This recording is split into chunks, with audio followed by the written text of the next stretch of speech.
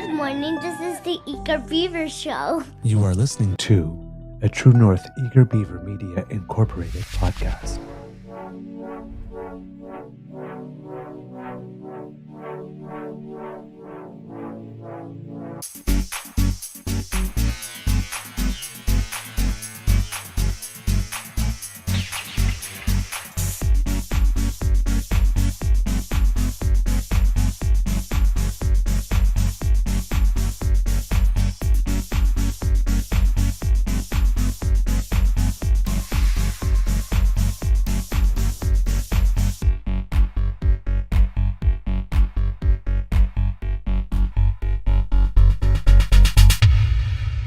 The True North Eager Beaver podcasts are proudly brought to you by our founding sponsors, the Miss V Mysteries from Corvid Moon Publishing, your source for science fiction, fantasy, and cozy mysteries featuring a broad diversity of characters.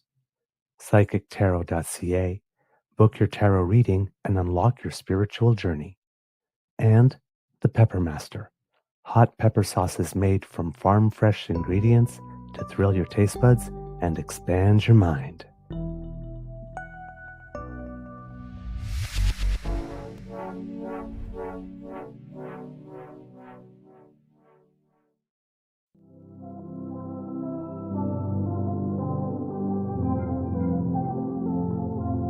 There you go. Well, good late morning, kits and cubs, and hello, kits and DAMFAM, and welcome to season 5 and episode number, I'm going to have to take a look, 767 of the Daily Beaver Morning Show. 100% Canadian. Today, recording day is still Tuesday, October 21st, 2025, because we have some bonus beaver for you and for me. There is bonus beaver. Gee, I'm writing my own theme songs all of a sudden. All right, kids and cubs. Yeah, you know you're full of yourself, right? You start writing your own theme songs. Oh boy. Let's have a little social since we're having a more relaxed show today. There you go. It's still water though, kids and cubs. All right. Yes, episode 767 of the Daily Beaver Morning Show. As promised, the bonus Beaver International. Yes, because we have a flavor and sabor here today. Yes, we are going to take a look at democracy around the world, kids and cubs. There's been some certain things going on in certain countries. I can't profess to know a lot about all of these things, but it's just interesting to take a look around the globe and seeing what's happening. Other countries that have had elections or other things going on that might affect change in government or consequences for behaviors while in government, that type of stuff. And as promised, because at the beginning of the week we had in our Candid Carney episode where we featured the interview with Mishal Husain of Bloomberg while he was in London, there were two questions there about Palestine and about Ukraine. And it gives us some insight in how the prime minister is seeing these situations and where um, it adds some color and texture to his decisions in terms of context to be able to understand them. Like, why did we do the two-state solution? What did he think we were going to get out of it? And what was the reason for doing it now? Why was um, what was the urgency to do it now where we hadn't done it yet before, even though we've always subscribed, or pretty much always subscribed, I think, to two-state solution. So those types of things, and how it is he's viewing the situation with regard to Vladimir Putin and Ukraine, and which may be, if that's the lens through which you're looking at, then it kind of helps understand the decisions and the motivations ahead. So we'll take a little look at that.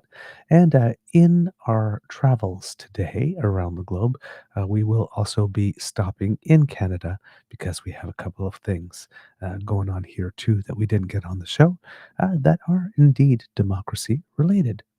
So, a big thank you goes to our podcast funding sponsors, the Pepper Master, the Miss V Mysteries from Corbin Moon Publishing, and PsychicTarot.ca. Kids and Cubs, how's your mental health doing this morning or afternoon, depending on where you're watching from at this current time? I hope it is doing well.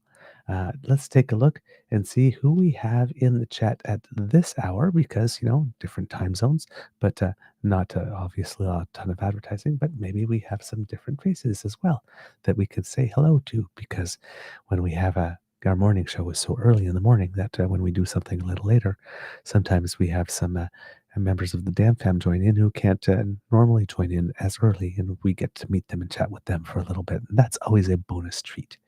So we have Kit Elaine here. We have Kit Jolene as well. And for the moment, that's all I see in the chat. I know that there were more earlier. This is our take two because the first one, for some reason, when I wanted to go live, there was an error message that said the connection has been lost. I was like, but the connection has not yet even been established. What do you mean? So we had to do a little programming, and maybe everybody that was on earlier has not yet found us. Because if you do happen to be watching on YouTube and there is a programming error like that, that happens sometimes. The whole thing just doesn't go all the way through for some reason. We don't know why that happens, but it's always important to refresh the YouTube page so that when the new show comes up, you will see it.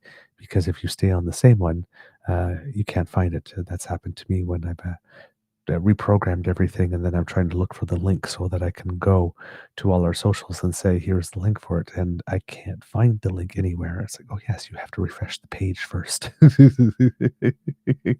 Because if you just go back or just click on something in that page and go, it still has the initial home page setting that you started from. So you have to refresh the whole thing. All right, kids and cubs. So, in our travels around Elaine, I blamed the tech bros trying to hide our beaver. There we go. See, Kit Sylvie just found the new link. Uh, yes, I should have made that clearer in the instructions before we left the other one that it's important to refresh YouTube to find the new link. But thank you for your perseverance. I'm very, very glad that you are here. All right, kids and cubs. Um, in our travels around the world today, we're going to go, well, pretty much every continent except for Australia, I think, or Oceania, depending on how you call it. I'm not actually sure if the whole continent is named Australia. Because in French we learned it as Oceanie, and I'm not sure if that's the same thing, if it means the same thing in English as it is in French. Um, but anyway, yes, we're going to be traveling to all these places to see what has been going on around the world with regard to democracy. Um, I'm wondering if, oh, there's some interesting things going on here. Okay, that's very odd. Sorry, I'm being distracted here by, okay, very interesting. Um, Something weird was happening with the YouTube page itself, on which we are being broadcast. And yeah, I had to give that a little fix. So hold on here. There we go. That's a little better. And we'll fix that. There we go. All right. I think that should work. All right. And I believe we also have a Kit Todd with us here that I see on the YouTube page, but I do not see in our Restream chat. So hello to you, sir, if you are watching this. And then there's Kit PNC Bio that seems to have popped in and said, what's all this? So, yes, going around the world, as we said, looking at some stories about democracy here, there, and everywhere.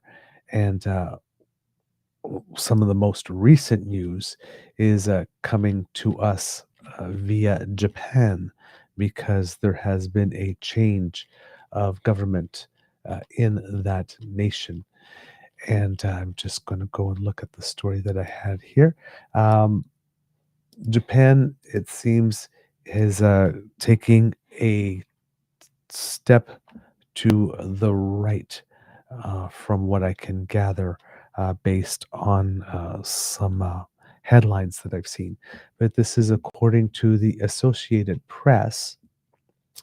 Uh, Senate, okay, this is October 20th, 2025. So I think that there is an update. This because I saw it something as I was trying to put the program the show. Yes, as of 52 minutes ago. So there was an update indeed. Um, According to CBC, to Thomson Reuters, as carried by the CBC, hardline conservative Sane Takeshi was elected Japan's first female prime minister on Tuesday, shattering the glass ceiling and setting it up for a forceful turn to the right. An acolyte of former Prime Minister Shinzo Abe and an admirer of Britain's Margaret Thatcher, oh boy, Takaishi received 237 votes in the lower house election to choose the next premier in the 465-seat chamber. As Japan's first female prime minister, you're making history, European Commission President Ursula von der Leyen wrote on social media. I look forward to working closely together to take the unique EU-Japan partnership to the next level. Prime Minister Mark Carney congratulated Takeshi in a statement while also thanking outgoing Prime Minister Shigeru Ishiba for his leadership and service. Quote, Canada and Japan are building new partnerships in trade, critical mineral, energy, advanced manufacturing, artificial intelligence, and defense. I look forward to working with Prime Minister Takeshi to elevate our cooperation across key sectors and create opportunities for workers and businesses in both our nations. Takeshi's victory as the 104th Japanese Prime Minister marks a pivotal moment for a country where men still hold overwhelming sway, but it is also likely to usher in a sharper move to the right on things like immigration and social issues. Takeshi's victory was secured after her Liberal Democratic Party, LDP, which has governed Japan for most of its post war history, agreed to a coalition deal with the right wing Japan Innovation Party known as Ishin on Monday. The coalition is 2 seats short of a majority in the lower house of the National Diet, Japan's parliament. After years of deflation, Japan is now grappling with rising prices, something that has sparked public anger and fueled support for opposition groups, including far right upstarts.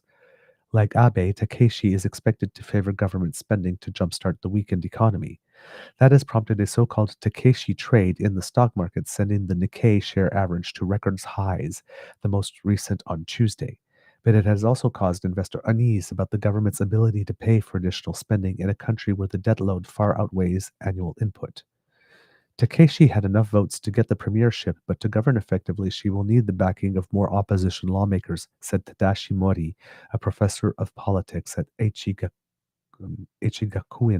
I believe, University. The two parties do not command a majority in either chamber, and to ensure a stable government and gain control of key parliamentary committees, they will need to secure more than half the seats, he said. Any attempt to revive Abenomics could also run into trouble, Mori said, because it was devised to fight deflation. Quote, in today's inflationary environment, further stimulus risks only weakening the yen, Mori said. Takeshi, 64, said defense and national security would be core pillars of any administration she led. She pledged to raise Japan's defense spending, deepen cooperation with the United States and other security partners. A frequent visit to the Yasukuni War Shrine in Tokyo that some Asian neighbors view as a symbol of wartime aggression. She has also called for a revision of Japan's post-war pacifist constitution to recognize the existence of the nation's military forces. She opposes both same-sex marriage and allowing married couples to have separate surnames. Takeshi's mother was a police officer and her father worked at a car company.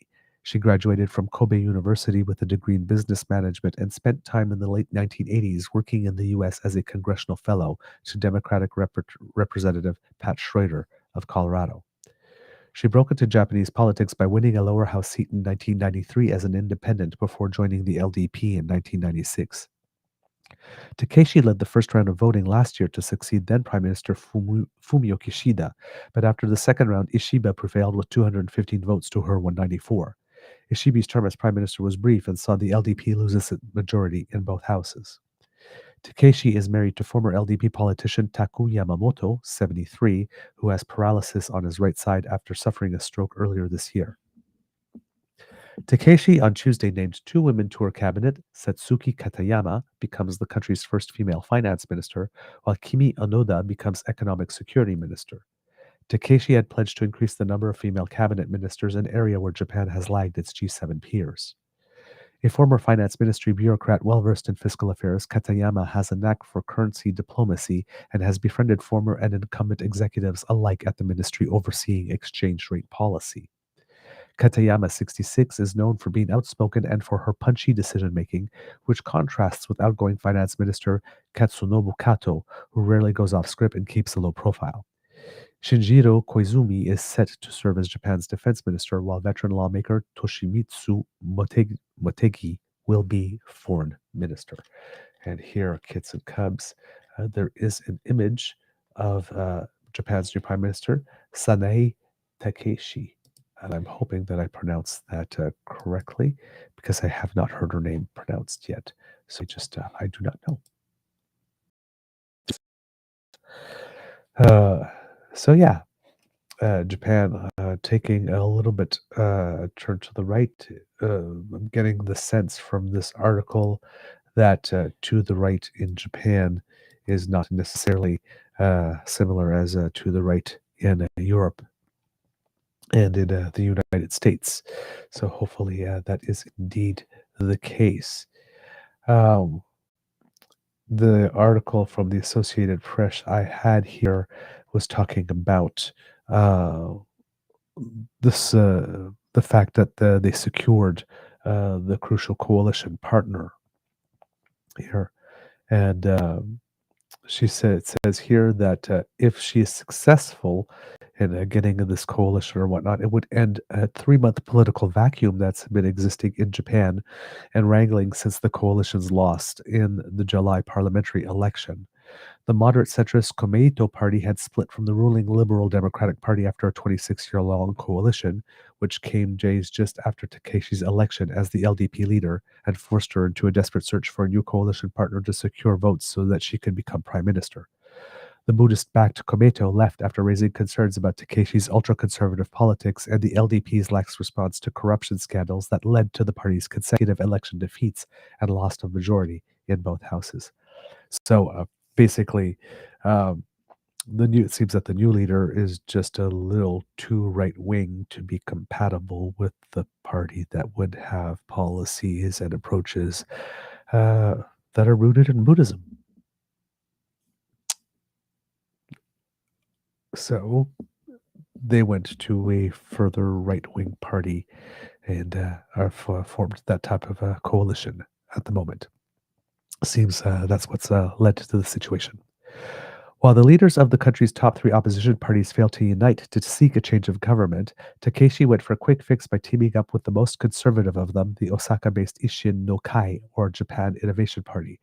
The two parties on Monday signed a coalition agreement that includes joint policy goals on diplomacy, security, and energy. The fragile new coalition, still a minority in the legislature, would need cooperation from the other opposition groups to pass any legislation. Big diplomatic tests await the government within days. Talks with U.S. President Donald Trump and regional summits. At home, Takeshi needs to quickly tackle rising prices and come up with economic stimulus measures to appease the frustrated public. An admirer of former UK Prime Minister Margaret Thatcher, Takeshi's breaking the glass ceiling makes history in a country whose gender equality ranks poorly internationally. But many women aren't celebrating, and some see her impending premiership as a setback.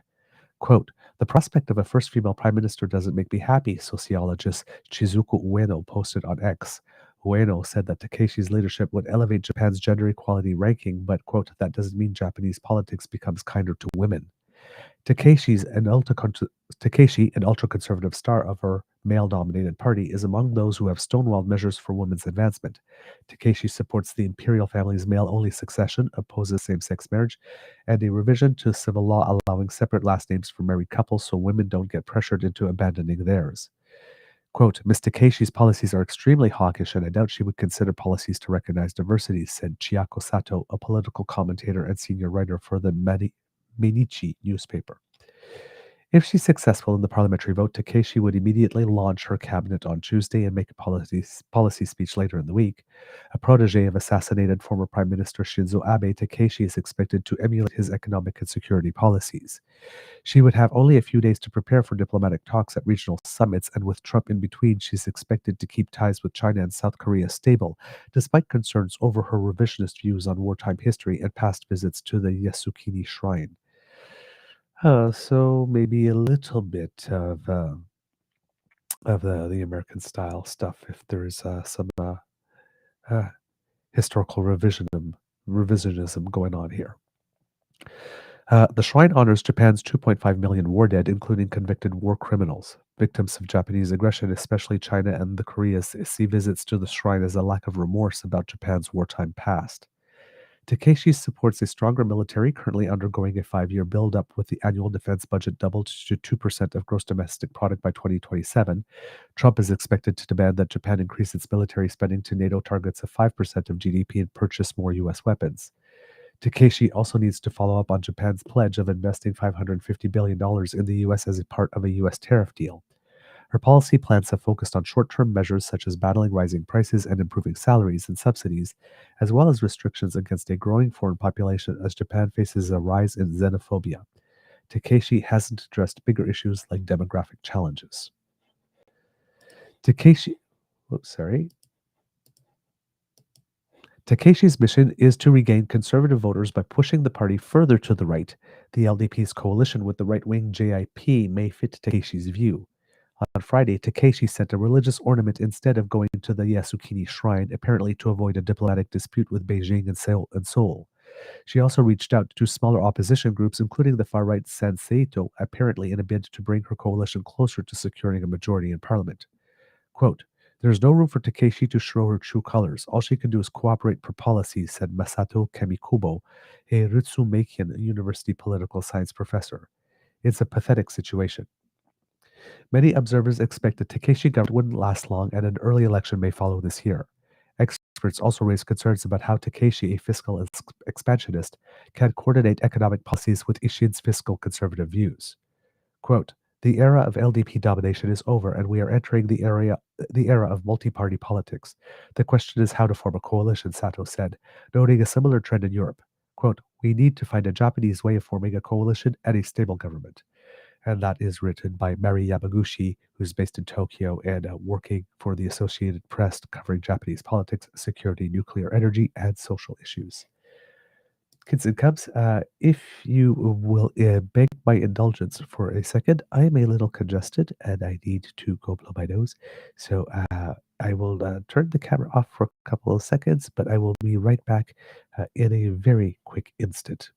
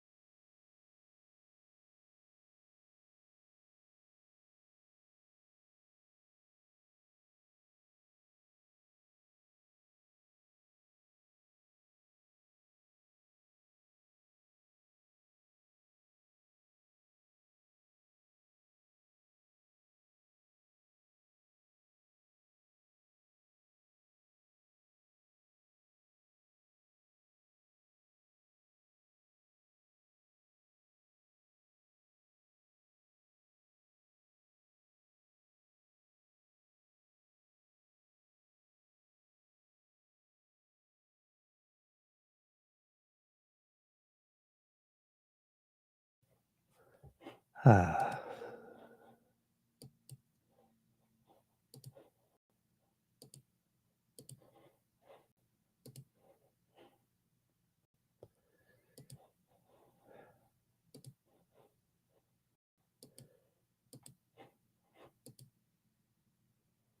there we go. All right. Thank you for your indulgence, kids and cubs. All right. I was getting a little congested. I think I actually might be coming down with a cold, which is not good. Ah, all right. So, Japan is where we started off with on our show. So, we'll see what happens with that. But yes, some definitely big moves in Japan with a switch of government and making history. We'll see what happens. Sometimes the realities of the job change. We were very, very concerned when Giorgia Meloni became the leader of Italy, giving former ties. But she has surprised many by being much more of a pragmatist, I guess, than an ideologue. I mean, they they've had their moments. There's certain policies on certain things, but it hasn't been as extreme as a lot of people had feared at the beginning, and certainly not acting as a disruptive force. Our next stop going around the world, kits and cubs, is France. First of all, as a Kit Uncover reported today, early on the show, former French President Nicolas Sarkozy has begun a 5-year sentence for conspiring to raise campaign funds from Libya and arrived at La Sante. I'm going to guess that's La Sante prison in Paris to start serving that sentence.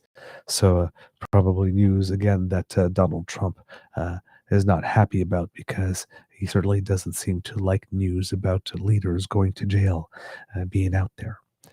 But here in France, as we had reported, it seemed that the most recent prime minister had lost confidence, and the government failed, and that would put the government and of President Emmanuel Macron a bit in peril.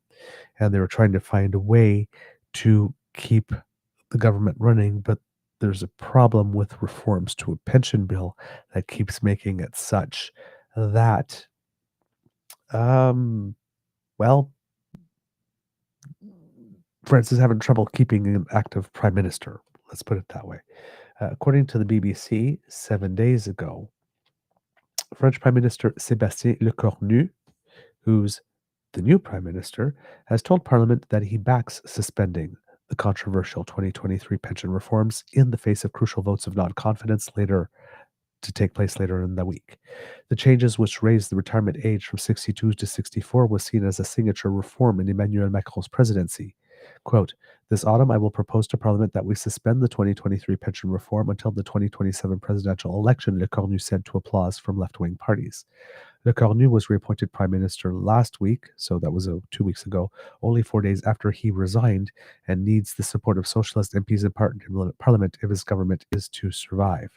So, I guess reappointed as, as prime minister after, I guess, he had to step down for some reason. Oppositions on the parties on the far right and far left have called confidence votes, known as censure votes, on Le Cornu's government for Thursday morning and are demanding parliamentary elections. The socialists said that they would be prepared to support the new government, but only if it promises a complete suspension of Macron's pension changes. Quote, "If he does not explicitly say the words immediate and complete suspension of the pension reform, it will be censure," Socialist MP Laurent Baumel said earlier on French TV. Quote, "He is holding his destiny in his own hands. He knows what he has to do if he doesn't want to be the prime minister who resigns every week."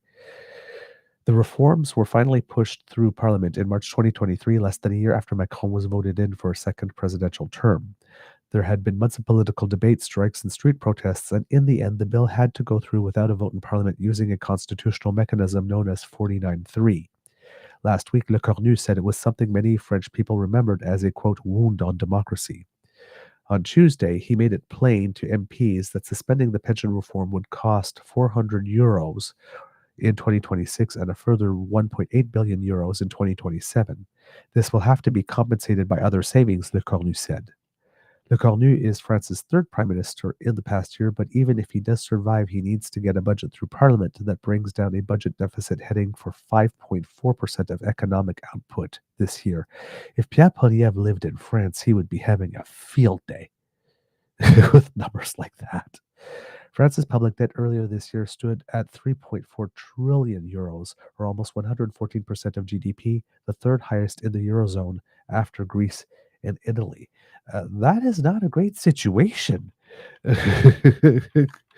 uh, Financially, it kind of makes us appreciate ours a whole lot more. Um, wow. So 5 days ago, according again to a BBC, it was reported by Kachella Smith that Le Cornu survived two non confidence votes, but that there are more challenges to come. Um, it says here French Prime Minister Sébastien Lecornu has survived two non confidence votes after separate motions were lodged against him amid continued political turmoil in the country. Each vote would have needed to secure 289 votes in favor in order to be passed. Oh, 289 votes in favor in order to be passed. The first, which followed a motion filed by the far left party, La France Insoumise, so, yeah, indomitable France, essentially, failed by a narrower margin than expected of just 18 votes. The second, however, was never expected to succeed, with MPs considered unlikely to position themselves voting alongside Marine Le Pen's far right party. Le Cornu has survived today, but his predecessors were not so lucky. Just last month, François Bayrou was ousted when he called a vote of non-confidence in himself, and before that, Michel Barnier resigned after losing a non-confidence vote in December 2024. And Le Cornu himself has his work cut out for him moving forward with a lot to achieve, not least the 2026 budget alongside a fragmented National Assembly in which his party does not have a majority. Our Paris correspondent Hugh Schofield writes that he will be fighting for survival, with the socialists persuaded not to join today's censure only after Le Cornu put forward suspending controversial pension reforms. While it said it would support the government, today the party wants to overturn large parts of the prime minister's budget, meaning securing a majority on that front could prove more difficult. So there you go. And let's see. After that, is there anything a little later? Basically, uh, he said that he is relieved and that he is going back to work. So that's what's happened in France. So far, the prime minister survives for now.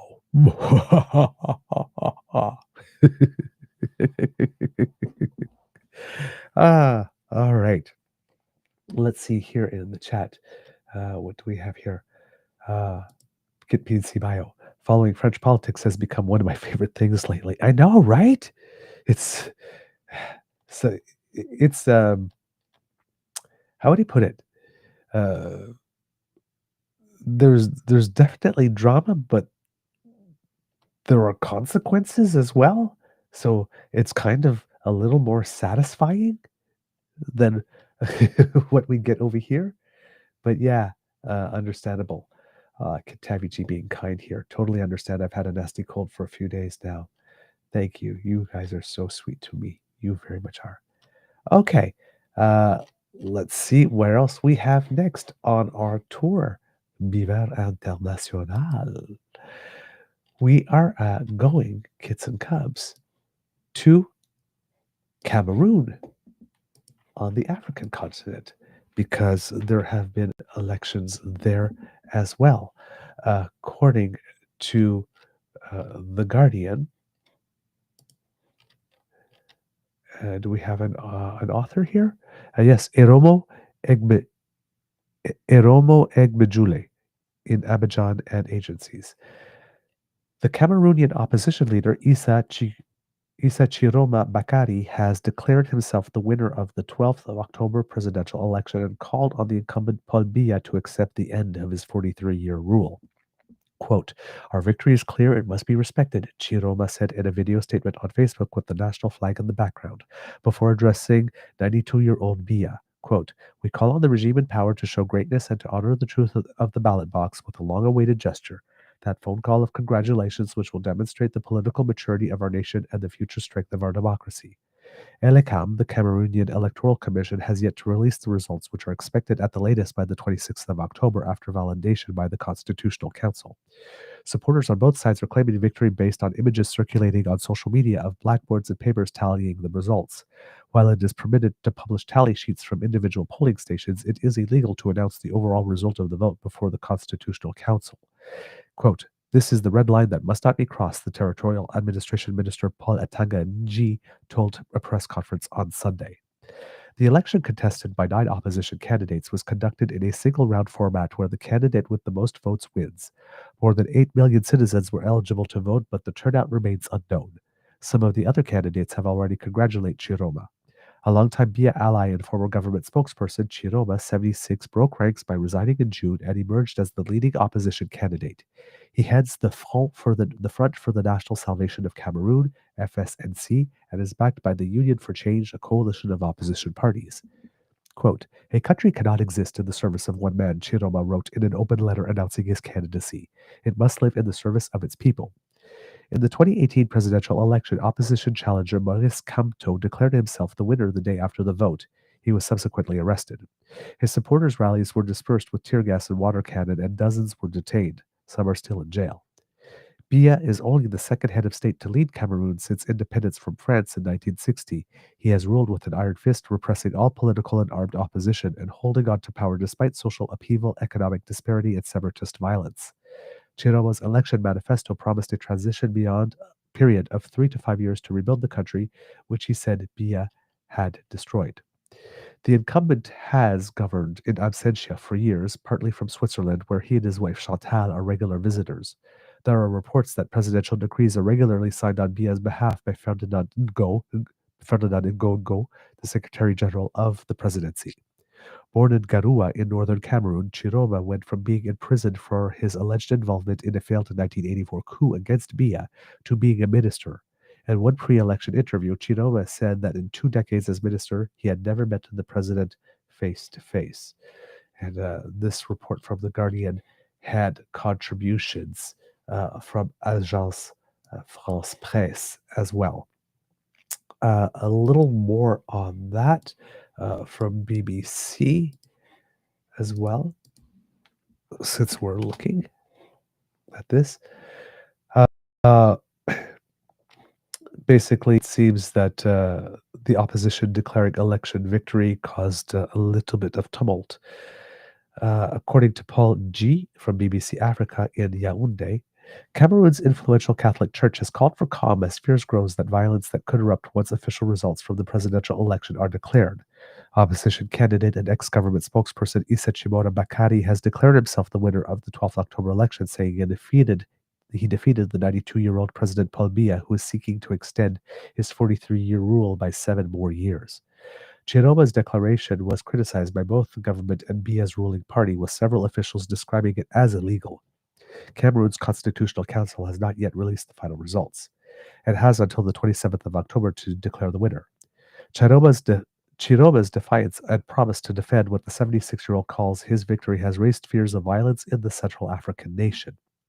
In a statement released by the National Episcopal Conference of Cameroon, Catholic bishops expressed the need for peace and stability.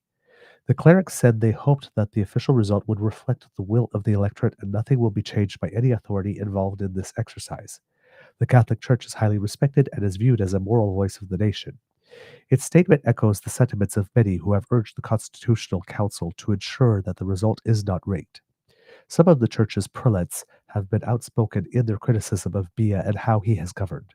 In January, Monsignor Yaouda Hurgo, bishop of the Diocese of Yagua in the far north region, said it was preferable for the devil to take power rather than for Biya to seek re-election. Ouch. Quote, "We're not going to suffer any more than this. We've already suffered enough," he said in his homily. Following protests over alleged fraud, the Constitutional Council said it would begin hearing complaints on Wednesday. Its verdict will be crucial in determining who will be the next president.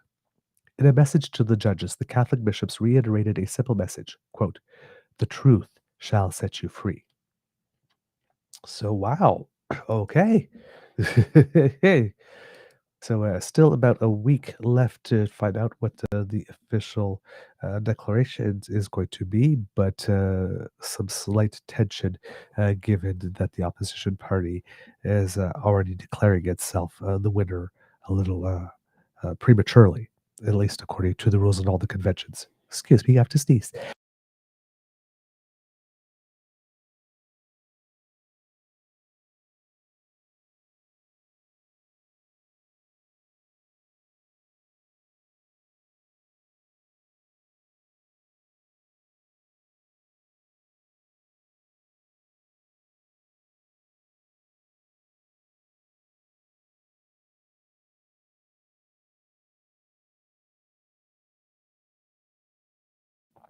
And we're back. I see the camera's going to go fuzzy every time I do that. All right, there we go. Back to me. Uh, Great. Yeah, definitely a cold start in Kids and Cubs. I do apologize. But thank you, Kit Kat. Bless you. Thank you so much. All right. Moving from Cameroon in our democracy tour around the world, but remaining on the African continent. A little bit, another somewhat concerning situation, and this is news from the Canadian press from Nkobile Nshangase, Brian Inganga, Sarah Titod, and Gerald Ray of the Associated Press. This is dated October 14th, so hopefully I can an update after I read this. But in Madagascar, President Andry Rajoelina was toppled in a military coup that capped weeks of youth protests over poverty, power outages, and a lack of opportunity on the Indian Ocean island country. Right after Parliament voted to impeach Rajoelina, who fled the country fearing for his safety, the leader of Madagascar's elite CAPSAT military unit said the armed forces would form a council made up of officers from the armed forces and gendarmerie, a military unit that polices civilians, and would appoint a prime minister to, quote, quickly form a civilian government. Quote, we are taking power, Colonel Michael Randrianirina told reporters in front of a ceremonial presidential palace in the capital, Antananarivo, as protesters celebrated the news with soldiers. He said the Constitution and High Constitutional Court's powers had been suspended and that a referendum would be held in 2 years, though he didn't go into detail. From an undisclosed location after fleeing, Rajoelina issued a decree Tuesday trying to dissolve Parliament's lower house in an apparent attempt to preempt being impeached. But lawmakers ignored it and voted overwhelmingly to end the rule of the 51-year-old leader, who himself came to power as a transitional leader in a military-backed coup in 2009. Oh,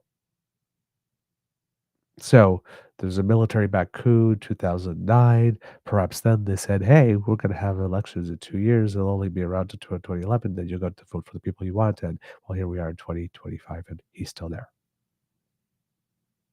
Okay, if I'm understanding. Rajalina's office released a statement condemning. Whoops, that was weird. Pop up that just came over here. Rajalina's office released a statement condemning Randriarina's announcement as an illegal declaration and a quote serious breach of rule of law. Quote, the Republic of Madagascar cannot be taken hostage by force. The state remains standing, it said. Madagascar, a sprawling island country off the east coast of southern Africa, is home to about 30 million people. It is the world's biggest vanilla producer, and because of its geographic isolation, is known for its biodiversity. Since gaining its independence from French colonial rule in 1960, it has struggled to overcome poverty and political instability, including a series of coups. Rajolina's fall capped weeks of Gen Z-led protests that started over persistent electricity and water outages, but snowballed into demonstrations of frustration with the government and Rajolina's leadership. Protesters raised a range of issues, including government corruption, access to higher education, the cost of living, and poverty, which affects about 75% of Madagascar's population, according to the World Bank. Although young people led the demonstrations, others also took part, including civic groups and unions. The turning point came Saturday when Randriarina and CAPSAT troops joined the protests and turned against Rajolina, which led the president to go into hiding. In a Monday night speech broadcast on social media, Rajolina said he left the country for a quote safe place in fear of his life. The protesters, who have been on the streets for weeks and packing a main square since Saturday, have said they were inspired by other Gen Z-led movements that toppled leaders in Nepal and Sri Lanka. The young protesters have made clear they don't have a leader. Demonstrators insisted that change is needed in Madagascar. Quote, we do not get a constant supply of electricity and water from the government, said one protester. Svovololona Faranianina. If Madagascar's children are studying in darkness, where will the future of this nation be? Where's the wealthy Madagascar that many countries envied? CAPSAT is the same military unit that turned against the government in 2009 and helped Rajolina take power. The unit said over the weekend that it was taking charge of all of Madagascar's armed forces, and now heads of the military and the gendarmerie security forces have been appointed. CAPSAT commanders previously denied that they had carried out a coup and said Madagascar's people should decide what happens next. But the unit appeared to be in a position of authority in some areas of government decision making since Saturday, and Rajoelina had called the military's actions a rebellion against the government and, quote, an attempt to seize power illegally and by force. So, those are, yes. So there we go. Madagascar, just taking a look if there is more out there that is a little more recent, because that was information as of the 14th. And yes, sure indeed, from 23 hours ago from Al Jazeera. Madagascar's new named after military coup. Madagascar's coup leader, Colonel Michael Radriarina, who seized power this month after Gen Z-driven protests forced the prime minister out of the country, has appointed a new prime minister. Radriarina, who was sworn in as president last week, said on Monday that he had chosen businessman Herid Salama Rajonarivelo as the new prime minister because of his experience and connections with the international organizations that work with us. Andry Rajoelina, the former president whom lawmakers impeached for desertion of duty after he fled abroad last week, has condemned the army takeover and refused to step down while in exile. Rajoelina fled for his life amid the nationwide protests led by the Gen Z Madagascar youth movement, which initially erupted in September over persistent water and power cuts and soon expanded into calls for a system overhaul. Rajoelina says he has traveled to a safe location which he has not disclosed. Last week, he also said that a resignation letter attributed to him was fake and warned citizens that lies were being spread to confuse the public. Radriarina's military coup has been condemned by the United Nations and by the African Union, which suspended Madagascar's membership. The little-known army colonel, who has long been a vocal critic of Rajoelina, the new president made his move when his soldiers rebelled and joined the anti-government demonstrations. His appearance, riding on an armored car among the protesters and accompanying them to a main square to demonstrate, meant he emerged as the leader of the uprising, which before that time had no visible figure in charge. The country's high constitutional court ratified the takeover within hours of it happening. So there you go. So we'll again see what developments happen over there, but some definite tumult in Madagascar. Fortunately, it doesn't seem that there has been violence at the moment, which is positive for now. But let's hope that if there is a transition to be, that it will indeed be orderly, and that those who have done it will do it as they said they would. Making sure that the people will get to make that decision. But yeah, see, these are situations to me that are very, they're not uncommon around the world. I mean, we saw it in Thailand not too long ago, I think, as one of the military just came in one day and says, yep, no. But as a Canadian, I just, I can't imagine. Like, I just can't imagine what that would be like. Right. So, and, as a Canadian who lives in a democracy and doesn't know much about these types of things in that sense, because I've never experienced them, it's like, did a coup happen because somebody who was doing terrible things had to be stopped? And therefore, it could be a good coup? Or, or is it for some other reasons? Um, not knowing enough about the history and all that kind of stuff. But, as we saw also recently in Syria, it seems that those who had taken over were looking to do things the right way afterwards. But they're still coups, right? So, but then again, a coup is different when you have an authoritarian country than when you have a democracy. And then, do you actually have a democracy, or is it just like in name only? Like people get to vote, but there's really no democracy. So there's all these different flavors and contexts to navigate. Uh, but yeah, as just someone who's always lived in a real country with fairly orderly elections and one of the most trustworthy things to just think that the military would come in one day and say, "Yeah, yeah, you're not the government anymore. Here's your new prime minister." Uh, That that would freak me out. That would freak me out. All right, this we're now moving to Peru. And this is from Franklin Briseño. We've talked about some things in Peru a couple of times on the show in the past. The name Dina Boluarte is not unfamiliar to you if you have been following this show for some time. But according to the Associated Press, Peru's Congress voted early Friday to remove deeply unpopular President Dina Boluarte from office as a crime wave grips the South American nation and quickly replaced her with 38-year-old lawyer Jose Heri, the legislative body's leader. Lawmakers had set up a debate and impeachment trial late Thursday in the 130-member unicameral Congress after voting to accept four requests for a vote to remove Boluarte from office after what they said was her government's inability to stem crime. They requested that Boluarte come before them shortly before midnight to defend herself, but when she did not appear, they immediately voted to oust her. In short order, 124 lawmakers voted just past midnight to impeach Boluarte. There were no votes against the effort. Wow. There were no votes against the effort. The shocking turn of events came just hours after a shooting at a concert in the capital inflamed anger over crime roiling the country. Unlike 8 previous attempts to remove Boluarte, almost all legislative factions expressed support for the latest requests. Boluarte, Peru's first female president, took office in December 2022 after Parliament used the same mechanism to impeach her predecessor. After Friday's vote, Boluarte spoke on national television, recounting her administration's achievements. Quote, I have not thought of myself, but rather of Peruvians, she said. Minutes into her speech, the broadcast was interrupted to show Jeri's swearing in. Ouch! Oh, cold blooded. Jeri, the president of the Congress, was sworn in early Friday as the interim president to serve out Boluarte's term. Elections are scheduled for next April, and Boluarte's term was to end July 28, 2026. Jeri said he would defend Peru's sovereignty and hand over power to the winner of the April election.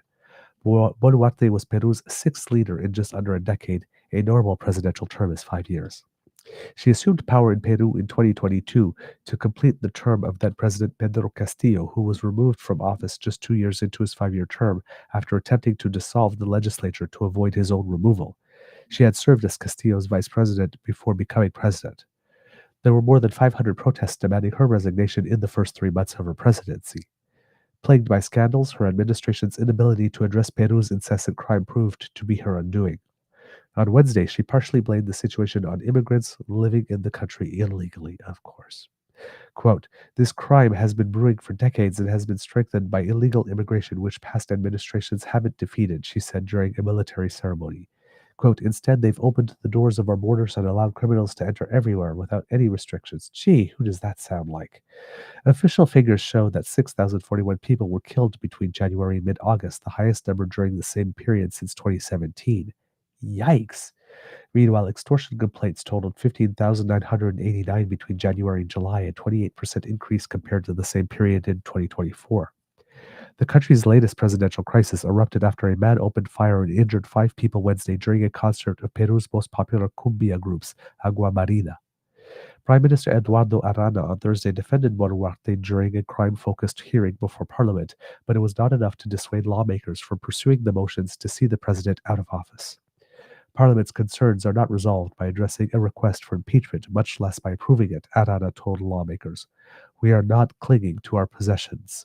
We are here, and we knew from the beginning that our first day here could also be our last day in office. Okay. Wow. That is that's wow. Whew. Things yeah, Peru has been because we reported that in 2022 when Castillo went down and Boluarte came along and she wasn't, but yeah, she definitely wasn't popular then. According to the Financial Times, uh, here it says that Peru's new president, the guy that's taking over temporarily, Jose Hiri, has wants to take on the Generation Z unrest. This is by Joe Daniels. Less than a week after Jose Hiri was sworn in as Peru's eighth president in less than a decade, public discontent over a wave of violent extortion rackets was already threatening his ability to lead the country into elections next year. And since we have an image of the gentleman, let's put it up there for you. So that's Jose Hiri, the new president of Peru at the moment. Probably interim president would probably be appropriate to say in this case. Yeri, a 38-year-old conservative former lawyer, refused to resign on Thursday after nationwide protests against his government claimed to life and leftist lawmakers unsuccessfully moved to impeach him. But public fury over high crime and the copper-producing nation's political instability have left his longer-term position uncertain in a country notorious for cycling through presidents. Generation Z marches against the pension law have grown into a wide-ranging rejection of Peru's political class. As bus drivers went on strike over extortion rackets, prosecutors are investigating the death of a 32-year-old protester in clashes with the police on Wednesday night, when at least 100 were injured. Quote, a small group is trying to disrupt the peaceful intentions of those who have taken to the streets to make their voices heard, Yeri wrote on X on Thursday. Their actions only aim to sow chaos and violence in our country. Yeri took office last week following the impeachment of President Dina Boluarte, whose approval ratings had hovered around 3% for months. He had served as president of Congress since July after securing an unelected seat in 2021. Yeri is not without baggage of his own. An Ipsos poll from September put his approval ratings at 5%.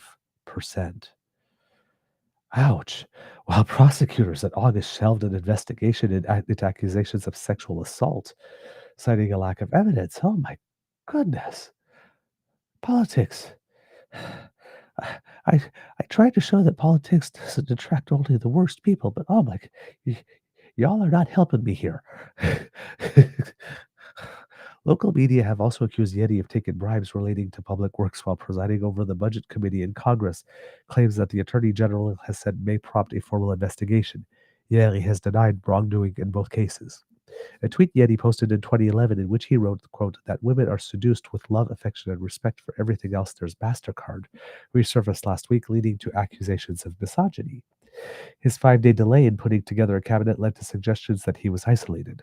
Rodolfo Rojas, who runs Lima-based political risk consultancy Sequoia, said, quote, the dark cloud over him and his behavior would not hurt Yeti's ability to govern in the short term. Quote, his cabinet shows it is business as usual while his administration's survival will essentially depend on his strategy to tackle rising crime. In the first 6 months of the year, some 13,667 cases of extortion were reported in Peru, according to official figures, 25% higher than the same period in 2024. More than 6,000 people were killed between January and mid-August, the highest number for that period since 2017. Yeri has pledged a tough line on crime, and on Thursday's hardline conservative Prime Minister Ernesto Alvarez said a state of emergency would be declared in Lima. Analysts say that in the near term, Yeri is likely to retain the support of a coalition of right-wing lawmakers that kept Boluarte in power for nearly 3 years, even as she lurched from one scandal to another. Gonzalo Banda, a Peruvian political analyst, said, quote, we'll likely continue to see confrontation between those who want a tough approach and those who are pushing for a new congressional leadership. He could survive for now, but it's Peru. Nobody has enough power to guarantee anything. Yeri's predecessor, Boluarte, survived multiple scandals before she was toppled. Congress shelved attempts to impeach her over the deaths of protesters early in her tenure and for Rolexgate, a 2024 imbroglio over a collection of luxury jewelry well beyond what her publicly declared salary could afford. Those lawmakers led by Keiko Fujimori, the daughter of Peru's late authoritarian president Alberto Fujimori, and her Popular Force Party finally impeached Boluarte on October 9th amid a public outcry over a shooting at a concert in Lima that wounded 5 people. Boluarte assumed the presidency in December 2022 after her predecessor, the radical leftist Pedro Castilla, was impeached after attempting to close Congress and rule by decree. He is in pretrial detention at a prison facility on the outskirts of Lima alongside 2 other jailed former presidents. 3 jailed former Peruvian presidents. Oh my God. Wow. Peru's economy has largely withstood a decade of political instability, with the GDP forecast to grow 3% to 3.5% this year, according to the finance ministry. Still, mass protests in 2023 nudged the country into a brief recession, while several important mining projects, including the major Tia Maria copper mine, have faced delays. Kimberly Spearfetcher, emerging markets economist at Capital Economics this week said, quote, continued political instability means that progress on important structural reforms is likely to be slow, which among other things will constrain Peru's ability to unlock the pipeline of stalled mining projects. Political maneuvering and instability is likely to rumble on until general elections in April, when the next president to be inaugurated in July. The field is becoming crowded. Rafael Lopez Aliaga, popularly known as Porky, who has used a live pig as a prop at campaign events, resigned as mayor of Lima to run for the presidency on Monday. Also running is Cesar Acuña, a millionaire businessman who recently resigned as governor of the Northwest La Libertad province. But analysts say voters may prefer an as yet unknown outsider who pledges to weaken the power that Congress has amassed over the executive and judiciary in the recent years of high presidential turnover. Quote, by modifying the Constitution at least 50 times, the coalition in Congress has siphoned huge amounts of power to the legislature, said Will Freeman, a fellow for Latin American Studies at the Council on Foreign Relations. Quote, if voters are completely demobilized and fragmented, an anti-Congress outsider might win. So that's what's going on in Peru. There is, yes, really good grief. Peru has some stuff that works that works out, or stuff to work out. I'm not sure what you meant on that one. I'm not sure if that was a typo or if that's exactly what you meant. What appeared there? Oh wow.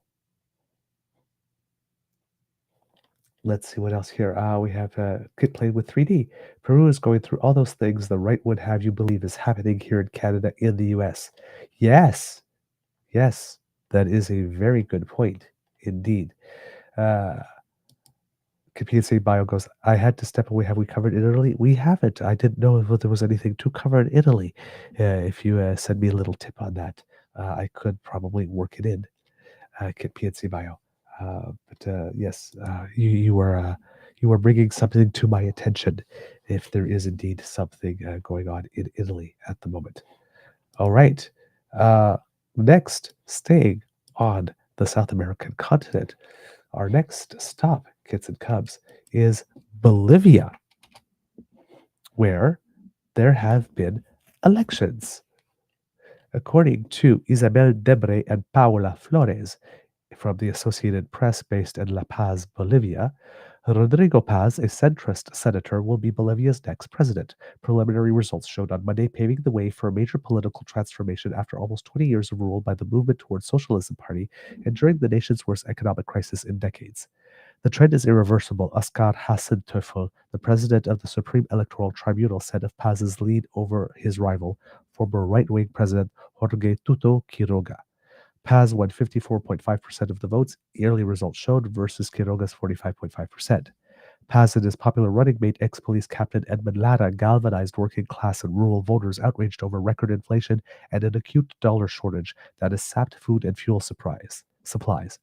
But for all of their disillusionment with the movement toward socialism or MAS party, Bolivian voters seemed skeptical of Quiroga's radical 180-degree turn away from the MAS-style social protections and towards an international monetary fund bailout.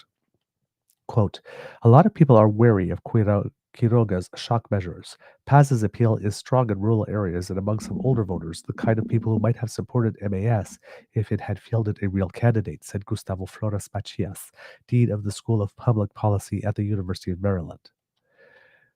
Driven by internal divisions and battered by public anger over the economic crisis, MAS suffered a historic defeat in the August 17th elections that propelled Quiroga and Paz to the runoff. Paz's victory sets his South American nation of 12 million on a sharply uncertain path as it seeks to enact major change for the first time since the 2005 election of Evo Morales, the founder of MAS and Bolivia's first indigenous president. Although Paz's Christian Democratic Party has the cushion of a slight majority in Congress, he'll still need to compromise to push through an ambitious overhaul. Paz plans to end Bolivia's fixed exchange rate, phase out generous fuel subsidies, and reduce hefty public investment, redrawing much of the MAS economic model that has dominated Bolivia for 2 decades. But he says he'll take a gradual approach to free market reforms in hopes of avoiding a sharp recession or jump in inflation that would enrage the masses, as has happened before in Bolivia. Morales' effort to lift fuel subsidies in 2011 lasted less than a week as protests engulfed the country. Paz's supporters erupted into raucous cheers and ran into the streets of La Paz, Bolivia's capital, setting off fireworks and honking car horns. crowds descended around the downtown hotel where Paz declared victory. Some shouted, "The people united will never be defeated." Today, Bolivia can be certain that this will be a government that will bring solutions, Paz said, flanked by his wife and 4 adult children. Bolivia breathes winds of change and renewal to move forward. Shortly after the results in, Quiroga conceded to Paz. Quote, "I've called Rodrigo Paz and wished him congratulations," he said in a somber speech, prompting jeers and cries of fraud from the audience. But Quiroga urged calm, saying that a refusal to recognize the results would, quote, "leave the country hanging." Quote, "We just exacerbate the problems of people suffering from the crisis," he said. "We need a mature attitude right now." Thank you. For the first time in years, the U.S. State Department congratulated the Bolivian president-elect and said it was looking forward to working with Bolivia to restore economic stability, expand private sector growth, and strengthen security. Tensions have simmered between the nations ever since Morales expelled the U.S. ambassador in 2008 and the Drug Enforcement Agency in 2009. Paz has vowed to rebuild Bolivia's relations with Washington. Behind the celebrations, Bolivia faces an uphill battle. To make it through even its first months, Paz must replenish the country's meager foreign currency reserves and get fuel imports flowing. Since 2023, the Andean nation has been crippled by a shortage of US dollars that has locked Bolivians out of their own savings. Year on year inflation soared to 23% last month, the highest rate since 1921. Fuel shortages paralyzed the country, with motorists often waiting days in line to fill up their tanks. Vowing to avoid the IMF, Paz has pledged to scrape together the necessary cash by fighting corruption, reducing wasteful spending, and restoring enough confidence in the country's currency to lure US dollar savings out from under Bolivians' mattresses and into the banking system. But Paz's stated reluctance to slam on the fiscal brakes with promises of cash handouts for the poor to cushion the blow of subsidy cuts has led to criticism. Quote, "It's just so vague. I feel like he's saying these things to please voters when fiscally it doesn't add up," said 48-year-old Rodrigo Tribeño, who voted for Quiroga on Sunday. "We needed a real change." Although Paz, the son of former President Jaime Paz Zamora, who was in office from 1989 to 1993, has spent more than 2 decades in politics as a lawmaker and mayor, he appeared in this race as a political unknown, shooting unexpectedly from the bottom of the polls to a first-place finish in the August vote. And here we have an image of Mr. Paz for you kids and cubs. So that's gentleman here very forcefully making a point in this image. All right. Back to learning more about him. Although Paz, so we mentioned that, yes. His party swept 6 of 9 regional departments in the country, including the Andean highlands of western Bolivia and the large coca producing region of Cochabamba, winning over key swaths of indigenous Bolivians that once comprised Morales' base. Paz's slogan of capitalism for all appealed to merchants and entrepreneurs who flourished in Morales' heyday of booming natural gas exports, but later chafed against his high taxes and regulation as the coffers run dry. Quote, "We're all so tired of this crisis. We just want things to go back to how they were the first year of Morales. When we had money, we hope things will change for the better," said Wendy Corneo, 38, a former Morales supporter selling crackers in downtown La Paz. Quiroga, by contrast, carried the wealthier eastern lowlands of Santa Cruz, known as the country's agricultural engine. Quote, "There's a very clear class difference. For Quiroga, you have people who have been in politics and in the economic elite for a long time, business people, agro-industrialists," said Veronica Rocha, a Bolivian political analyst. With Paz, it's the opposite. The race looked to be a steady affair until Paz surprised everyone by picking Lara as his running mate. The charismatic young ex-policeman had zero political experience but gained fame on TikTok after being fired from the police for denouncing corruption in viral videos. And this is Edmund Lara here in image. So, a little bit right there. Seems to be younger. So maybe a slightly different generation, different worldview, maybe. Unemployed for months, Lara scraped by selling second-hand clothes and worked as a lawyer helping Bolivians come forward to expose corruption. His humble origins and fiery promises of universal income for women and higher pensions for retirees resonated with many former MAS supporters, but they also frequently forced Paz into damage control, causing tension on the campaign trail. Lara didn't accompany Paz to the campaign headquarters in La Paz late Sunday, surprising many supporters, but he struck an unusually conciliatory tone in his remarks after learning of their victory. Quote, "It's time to unite, it's time to reconcile," Lara said. "Political divisions are over. Paz takes office on November 8th. So there we go. Uh, a seemingly orderly transition in Bolivia. And kids and cubs, I'm going to beg your indulgence one more time as I need to blow my nose again. Thank you for your understanding.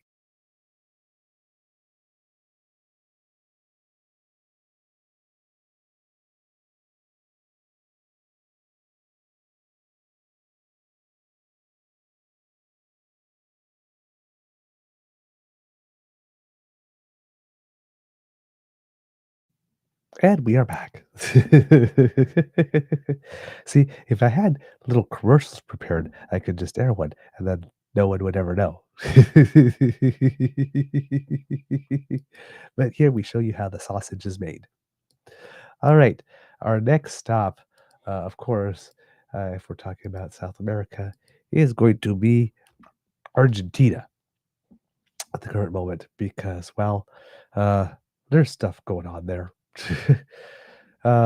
This is from Isabel Debre of the Associated Press in Buenos Aires, and I believe that there's a second part to this because at the moment this is only half the amount of which I'm aware.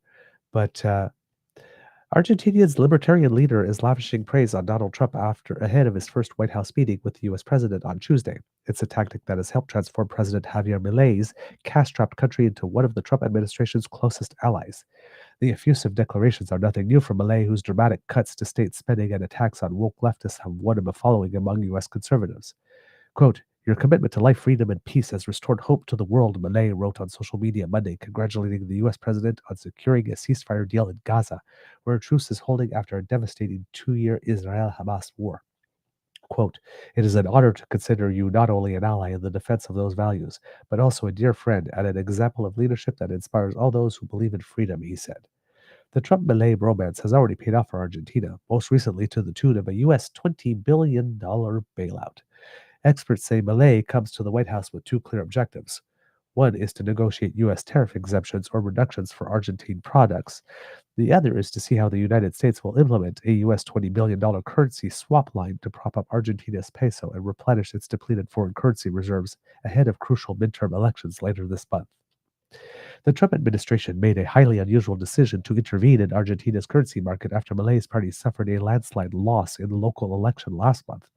Along with setbacks in the opposition dominated Congress, the party's crushing defeat created a crisis of confidence as voters in Buenos Aires province registered their frustration with rising unemployment, contracting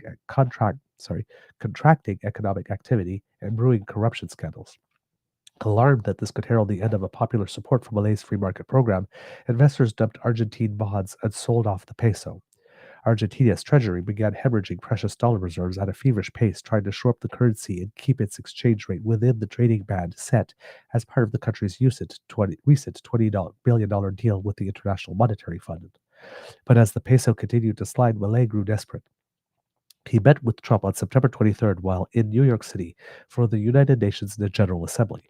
A flurry of backslapping, handshaking, and mutual flattery between the two quickly gave way to the U.S. Treasury Secretary Scott Bessent publicly promising Argentina a lifeline of $20 billion US. Markets cheered and investors breathed a sigh of relief. In the days that followed, Argentine Economic Minister Luis Caputo spent hours in meetings with Washington trying to seal the deal. Reassurance came last Thursday when Bessent announced that the U.S. would allow Argentina to exchange up to $20 billion worth of pesos for an equal sum in dollars, saying that the success of Malay's program was of systemic importance. Bessent added that the U.S. Treasury directly purchased an unspecified amount of pesos. For the Trump administration, the timing was awkward as it struggles to manage the optics of bailing out a 9-time serial defaulter in the middle of a U.S. government shutdown that has led to mass layoffs. But for Argentina, it came in the nick of time. Aware of how a weak currency could threaten his flagship achievement of taming inflation that hurt his popularity, Milei hopes to stave off what many economists see as an inescapable currency devaluation until after the October 26 midterm elections. A devaluation of the peso would likely fuel a resurgence in inflation. Milei is going to the U.S. in a moment of desperation now, said Marcelo J. Garcia, political analyst and director for the Americas at the Horizon Engage political risk consultancy firm. Quote, he needs to recreate market expectations and show that his program can be sustainable, Garcia added. The government is trying to win some time to make it to the midterms without major course corrections like devaluing or floating the peso. Pardon me. Milei was vague when pressed for details on his talks with Trump expected later on Tuesday. Officials said he would have a 2-hour meeting with the U.S. president, followed by a working lunch with other top officials. He is also expected to participate in a ceremony at the White House honoring Charlie Kirk, the prominent right-wing political activist who was fatally shot last month. Milei often crossed paths with Kirk on the speaking circuit of the ascendant global right. Quote, we don't have a single issue agenda, but rather a multi-issue agenda, Milei told El Observador radio in Buenos Aires on Monday. Things that are already finalized will be announced, and things that still need to be finalized will remain pending. It's not clear what strings, if any, the Trump administration has attached to the currency swap deal, which Democratic lawmakers and other critics have slammed as an example of Trump rewarding loyalists at the expense of the American taxpayer. There have been no word on how Argentina, the IMF's largest debtor, will end up paying the U.S. back for this US $20 billion, which comes on top of IMF's own loan for the same amount in April, and that one came on top of an earlier IMF loan for US $40 billion. Despite all the help, Malay's government already missed the IMF's early targets for rebuilding currency reserves. The U.S. should be concerned that Argentina has had to return for U.S. $20 billion so quickly after getting U.S. $14 billion upfront from the IMF, said Brad Setzer, a former Treasury official now at the Council on Foreign Relations. I worry that this may prove to just be a short-term bridge and won't leave Argentina better equipped to tackle its problems, he added. But in the radio interview before his flight, Milei was upbeat. He gushed about U.S. support saving Argentina from the local franchise of the 21st century socialism and waxed poetic about Argentina's economic potential. There will be an avalanche of dollars, Milei said. We'll have dollars pouring out of our ears. Right. Well, since that news, 5 days ago, according to Associated Press, the Trump administration is looking to provide an additional $20 billion in financing for Argentina through a mix of financing from sovereign funds and the private sector. That would come on top of the $20 billion credit swap line that the Treasury pledged to Argentine President Javier Milei and his government this month to bolster the South American nation's collapsing currency.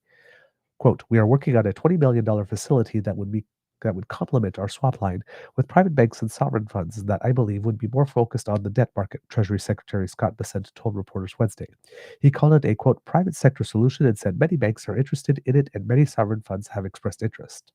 At a White House meeting Tuesday with Milei, Republican President Donald Trump said his administration wanted to help, quote, our neighbors with the aid package, but he also suggested that the money could be pulled if Milei's party did not prevail in the October 26th midterm elections. So you don't want to help your neighbors. You don't want to help Argentinians. You want to help Milei. Okay. If he loses, we are not going to be generous with Argentina, Trump said. No political interference at all there. No message to the Argentinians, vote the way I want, or else, you might have economic turmoil. Subtle, real subtle.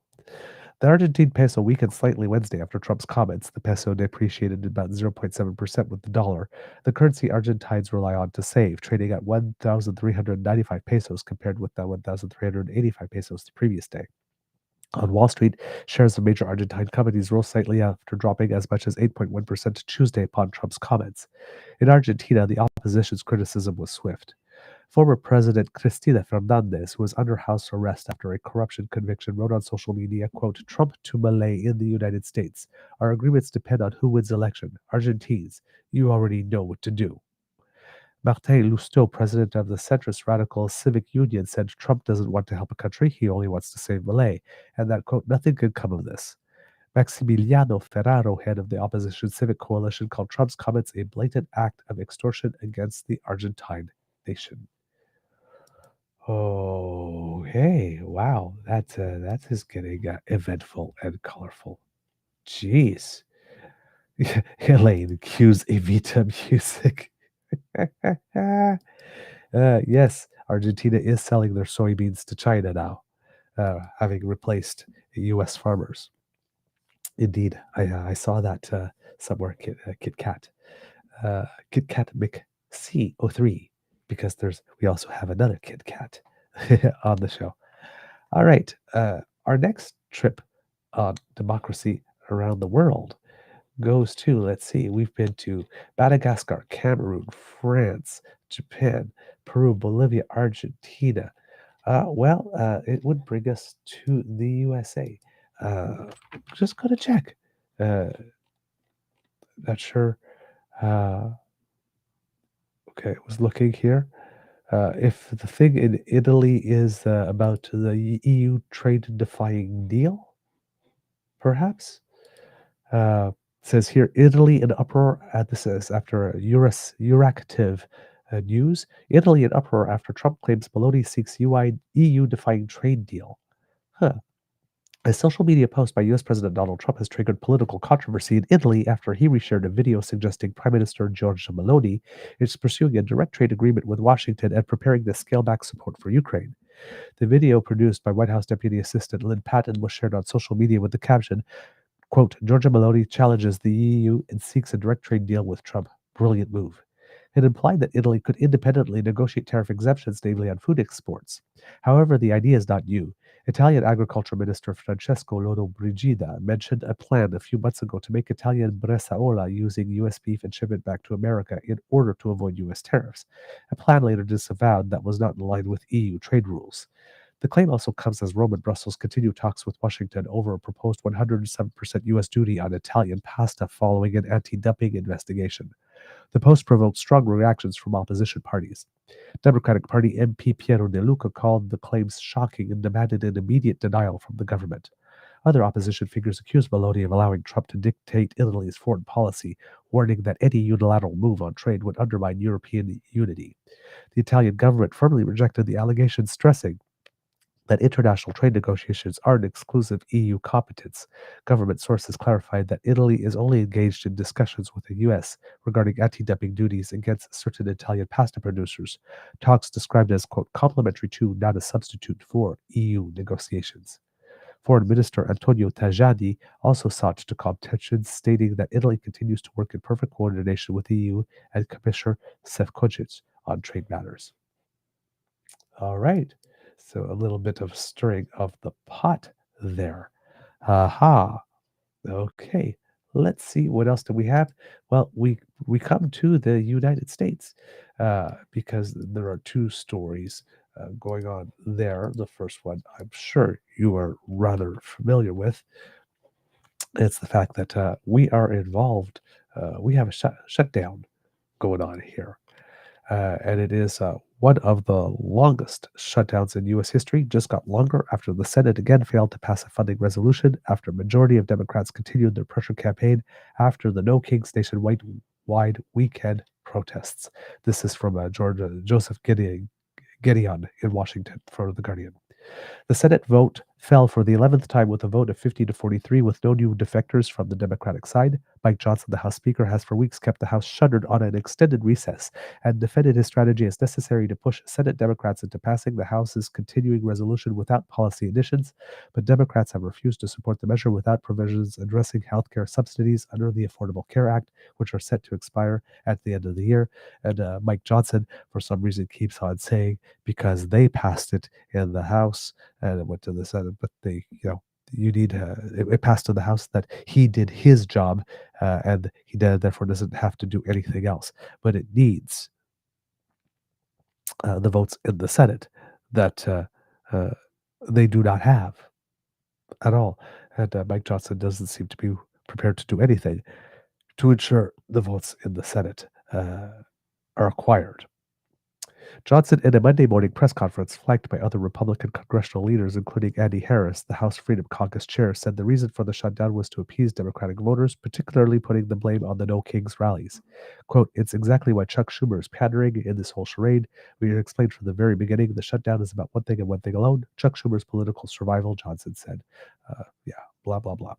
The stuffed vote also came after a prominent Republican lawmaker, Representative Marjorie Taylor Greene, on Monday morning criticized Johnson's strategy, calling on the House to return to session immediately.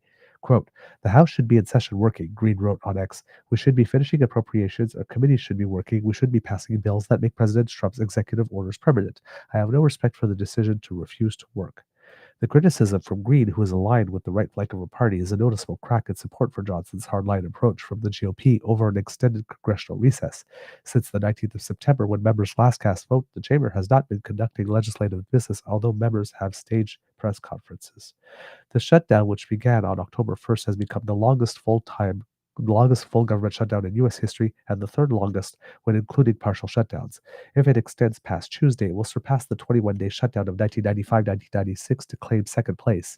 Only the 35-day partial shutdown during Donald Trump's first term from December 2018 to January 2019 has lasted longer.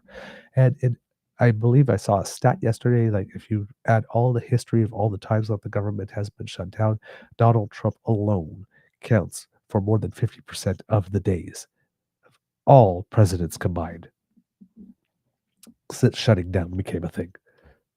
The shutdown's impact grew most severe on Monday as the Department of Energy's National Nuclear Security Administration began furloughing approximately 1,400 federal employees responsible for maintaining and modernizing the U.S. nuclear weapons arsenal.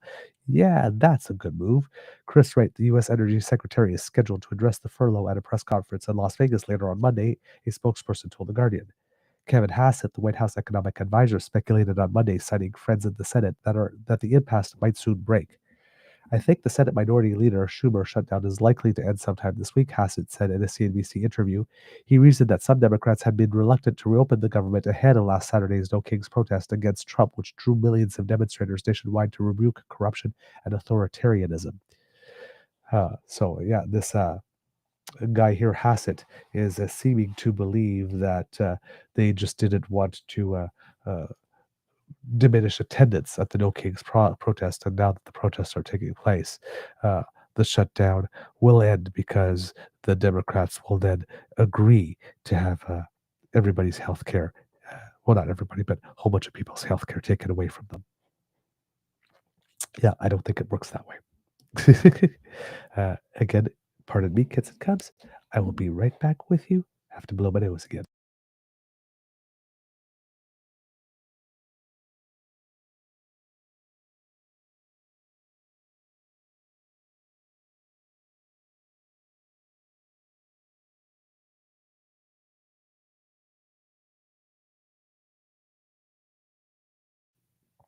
Yeah, got some I think Jolene saying, I do appreciate Maloney's facial expressions during meetings with the Fanta Fuhrer. They make watching them tolerable. Indeed. Kit Todd here. Argentina is a good place in a post-nuclear world. Okay, there we go. What else do we have here? Kit Jolene, a food for thought point that was made by Janice Stein. Most of our leaders have not experienced war on the ground and lack the caution that comes from that experience, hence the extremes. That's a very good point. That is definitely a very good point. All right, kits and cubs. Oh, the camera did it again. So let's fix that. One day I will remember. There we go. All right. In the United States, there's also, I've got this point that just, I guess I blew my nose too hard. I ruined my do.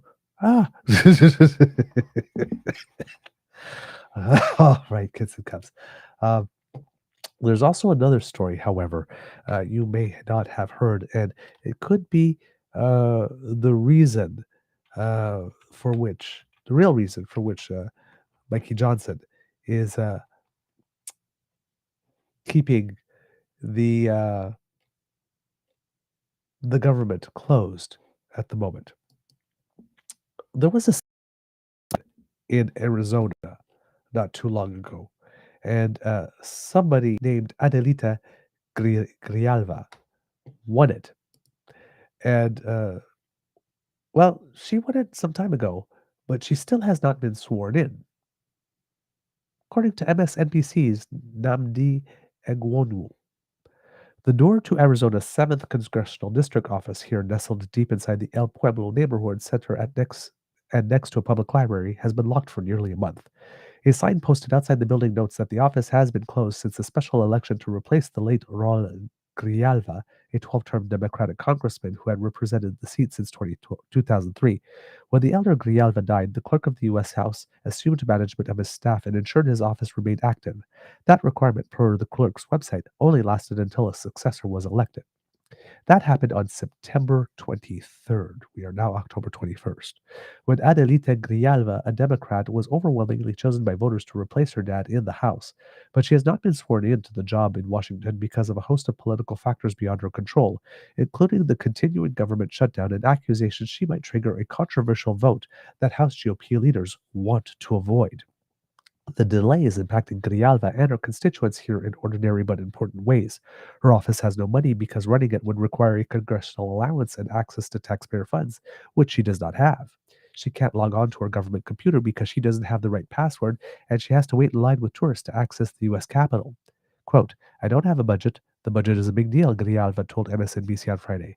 I actually had people reach out and say, I went to your dad's office and nobody's there because that office was closed on the date of my election. So those services are done.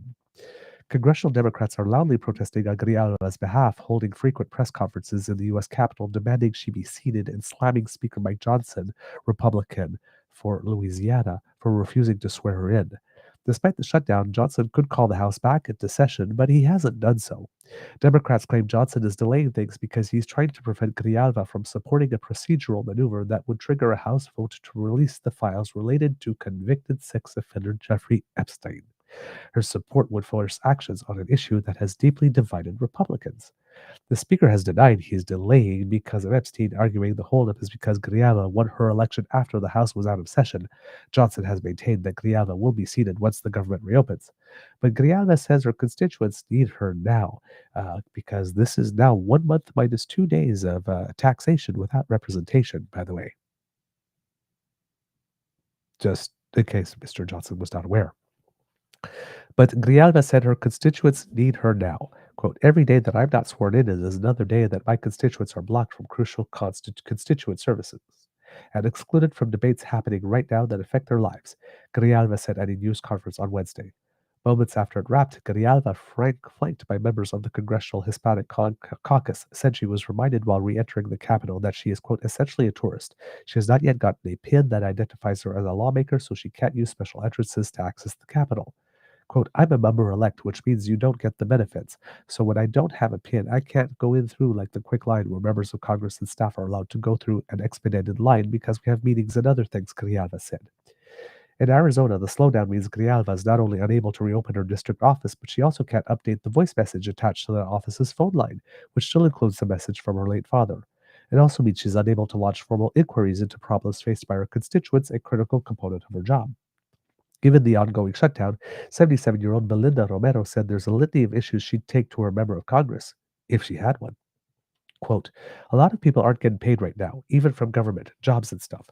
A lot of people I've heard aren't even getting paid. How are they supposed to pay their homes, buy food, do any of this? And that kind of worries me, she said. Democrats in both Washington and Arizona have ramped up pressure on Johnson to schedule Grijalva's swearing-in ceremony, with House Minority Leader Hakeem Jeffries, Democrat from New York, on Friday sending a letter to the Speaker demanding he swear Grijalva during a short session, as the Speaker has done in the past with Republican members-elect. Quote, in April, Republican Representatives Jimmy Patronis of Florida and Randy Fine of Florida were sworn in during a pro forma session less than 24 hours after their election. The decision to seat right-wing Republicans with record speed while denying a newly elected Democrat the opportunity to serve is an unacceptable disgrace, Jeffries wrote.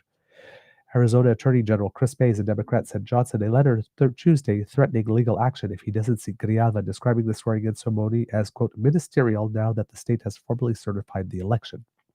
Quote, the effect of your failure to follow usual practice is that Arizona is down a representative from the number to which it is constitutionally entitled, and the more than 813,000 residents of Arizona's 7th congressional district currently have no representation in Congress, she wrote. Johnson on Friday dismissed the threat of legal action as, quote, a publicity stunt by a Democrat attorney general in Arizona who sees a national moment and wants to call me out. Meanwhile, Eric Robbins, the chair of the Prima County Democratic Party, where Grijalva's district is located, said Friday that the local party is seeking to, quote, generate interest in a possible class action lawsuit centered around, quote, the disenfranchisement of Southern Arizona voters. Quote, we're going to pile out all the pressure we can on Johnson, Robbins said. It's a disgrace. Johnson also disputed the Congresswoman's elect claim that the delay in receiving her oath of office means she cannot actively serve her constituents, noting that Grijalva currently has access to her congressional office. Quote, I've noticed they keep doing stunt videos outside of her office, knocking on the door and pretending it's closed. It shouldn't be. She should be in there taking calls from her constituents, doing her job, Johnson told CNBC Thursday. But Grijalva has framed Johnson's comments as a half-truth, saying in a social media post that while she has received the keys to her office, she can't use most of the tools inside it. According to Grijalva, she has computers but no administrative password she can use to log on. She has no government email, hindering her ability to perform tasks as simple as printing, and she has no discretionary budget to purchase office supplies.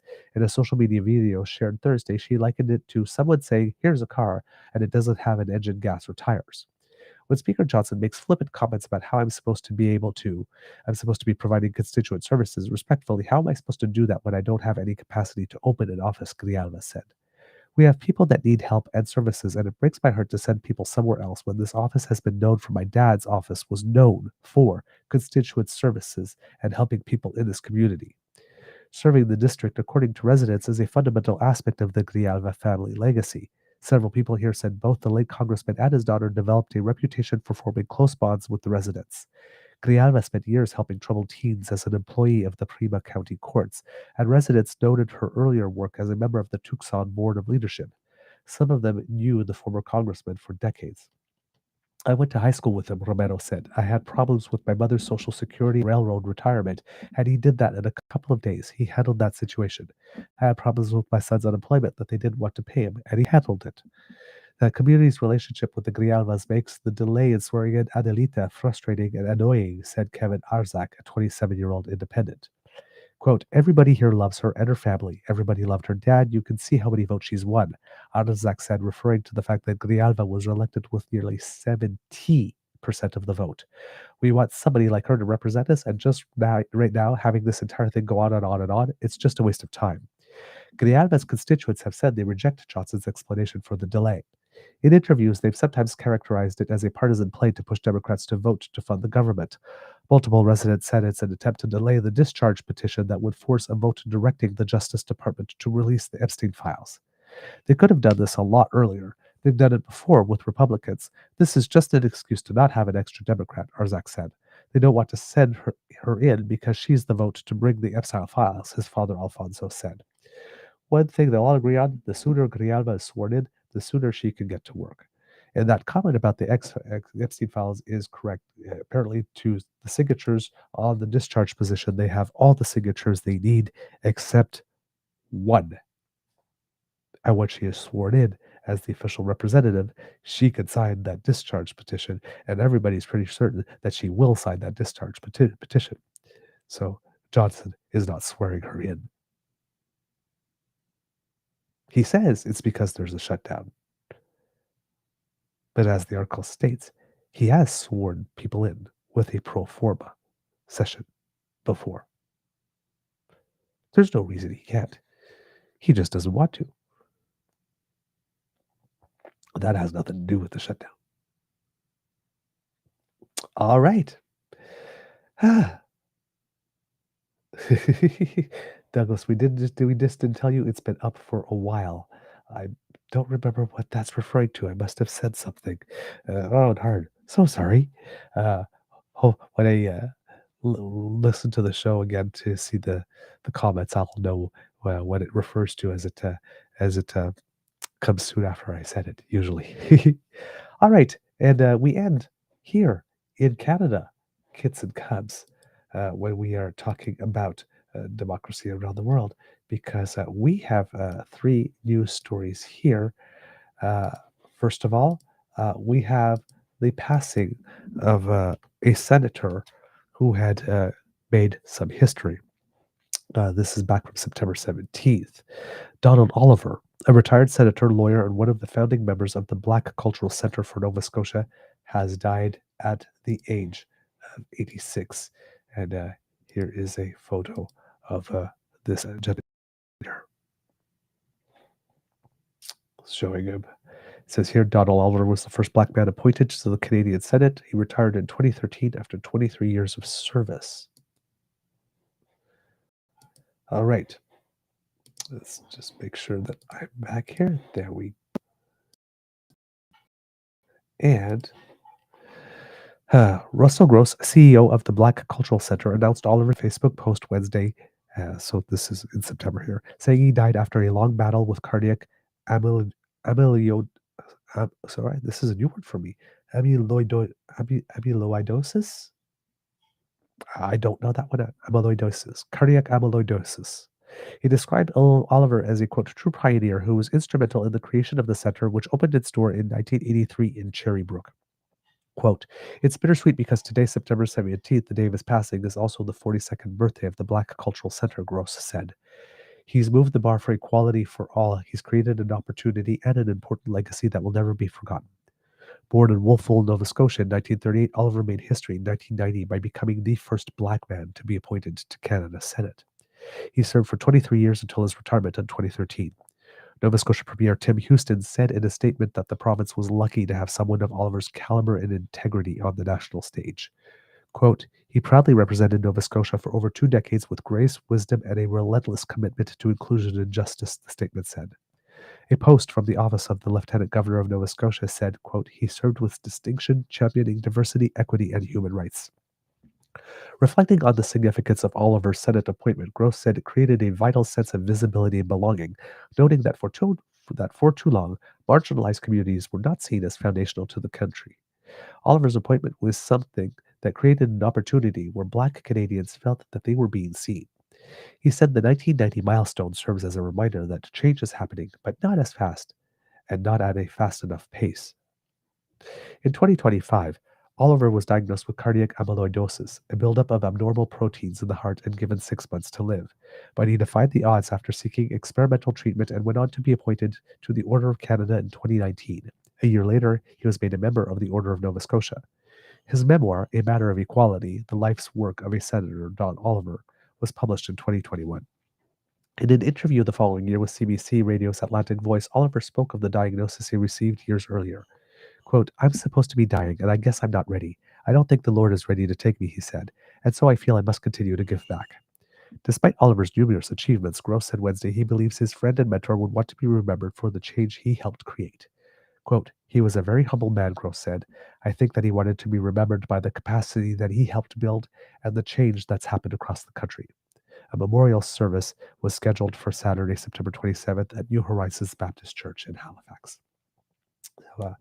Our love and thoughts to all whose lives were touched by him and all who loved him and cared for him. And yes, indeed, making history. He made history. And apparently was an exceptional senator, which is a good thing. It's a good thing. All right, the next piece of news that we have here, this is from today, actually. If you remember, in the last federal election, there was a seat that was won by one single vote. So, according to the Canadian Press today, the lawyer for a former Bloc Québécois MP who lost her riding by a single vote in the April federal election says allowing the result to stand would send a disastrous message to voters. A 3-day hearing began Monday in Saint-Jérôme, Quebec, where Nathalie St-Clair Desgagnés is challenging the outcome of the April 28th election in the riding of Terrebonne, north of Montreal.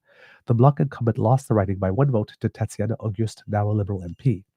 The legal action comes after local woman Emmanuelle Boss revealed that her special ballot was returned to her after the election because of an error in the address on the envelope provided by Elections Canada. She said she would have voted for the Bloc candidate, meaning the result would have been tied had her vote been counted. St-Clair Desgagnés' lawyer Stéphanie Chatigny argued Monday in Superior Court that Boss's charter rights were violated because her ballot wasn't counted. He says a new election must be ordered in the riding. Chatigny said that upholding the election result would send a disastrous message to voters that even Elections Canada can make mistakes, but that there will be no consequences despite the decisive impact on the outcome of the election. By refusing to cancel the election, the court would send the message that some votes count more than others, he said. Such an outcome would prematurely undermine public confidence. Sworn statements filed in the case show that an election employee discovered he had mistakenly printed his own postal code on several special ballots about 3 weeks before the election day. He estimated that a minimum of 40 envelopes had gone out with the wrong postal code. The employee said he didn't deem it necessary to inform the returning officer because they were routinely receiving return ballots despite the error. His previous experience in the role suggested to him that the rate of return was on par with previous elections. Chatigny said the error constitutes an irregularity that compromised the vote. He said other voters may have also been affected because 16 other special ballots were not returned by the deadline. During the hearing on Monday, Justice Éric Dufour asked several questions about whether the error truly undermined the integrity of the vote, referring to a 2012 Supreme Court of Canada decision that set a high bar for annulling elections based on administrative errors. Chantilly said the error was a serious mistake that affected the outcome of the election. Lawyers for the Augustin Elections Canada are scheduled to appear on Tuesday. The Liberals currently hold 169 seats in the majority of Commons, just shy of the 172 needed to form a majority. The Bloc Québécois holds 22 seats. So that has started.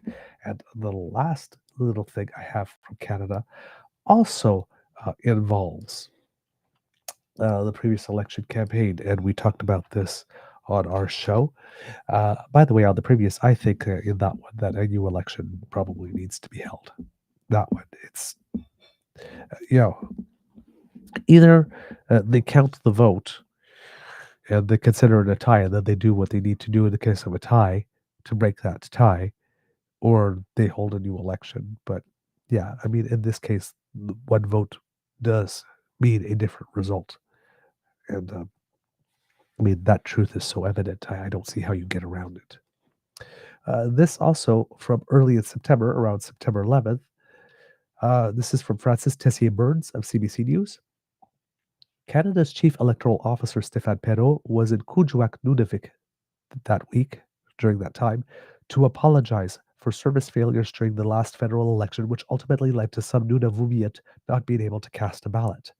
Perrault said his team didn't properly engage with Nunavik communities and planned to fly in their own poll workers to Nunavik's 14 communities. Then poor weather reduced services, leaving polling stations open for only a matter of hours, or in the case of two communities, not operating at all. Quote, "This is not what we like to see," he said. "I was very upset with that, and they were upset too, of course." Elections Canada preferred model is to hire poll workers locally so neighbors are serving neighbors, Perrault said. If you're flying poll workers in to serve electors, you've got linguistic issues, you've got trust issues, and you're putting at risk the possibility that you may not, in fact, be able to deliver at the election. So it is really not a plan A and should not be treated as plan A. Perrault also acknowledged that there are locals that can run elections in the region and that Elections Canada will work to support them in the future. He said the organization intends to work with liaison officers in each community in time for the next election. He also said that the results of a fact-finding inquiry will be published later this fall. The region's MP Mandy Galmasti said via a spokesperson that she preferred to wait for those results before commenting further on the situation. Quote, "Everyone has the right to free and equal participation in the electoral process," the spokesperson wrote in an email.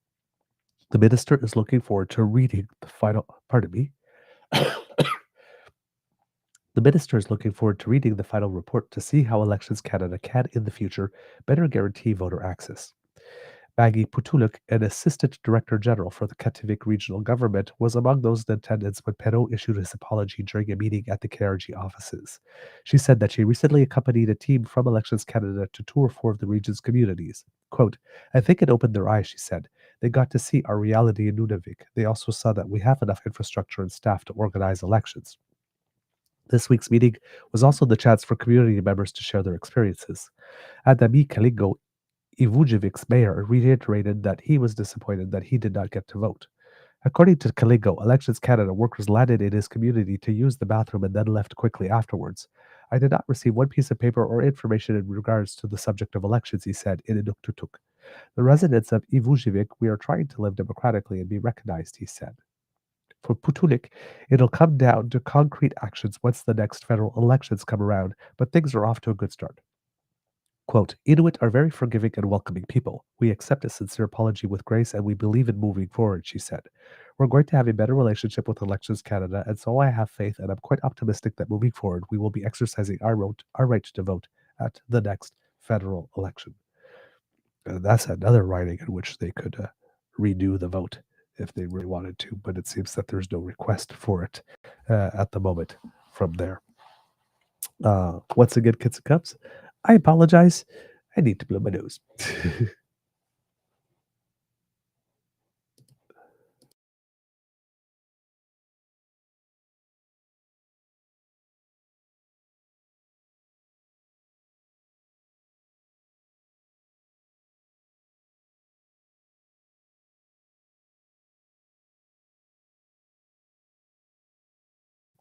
There we go. All right. The final thing I wanted to present to you, kids and cubs, is as I had promised, uh, the segments from the discussion with journalist Mishal Husain that we were talking about on Monday. And uh,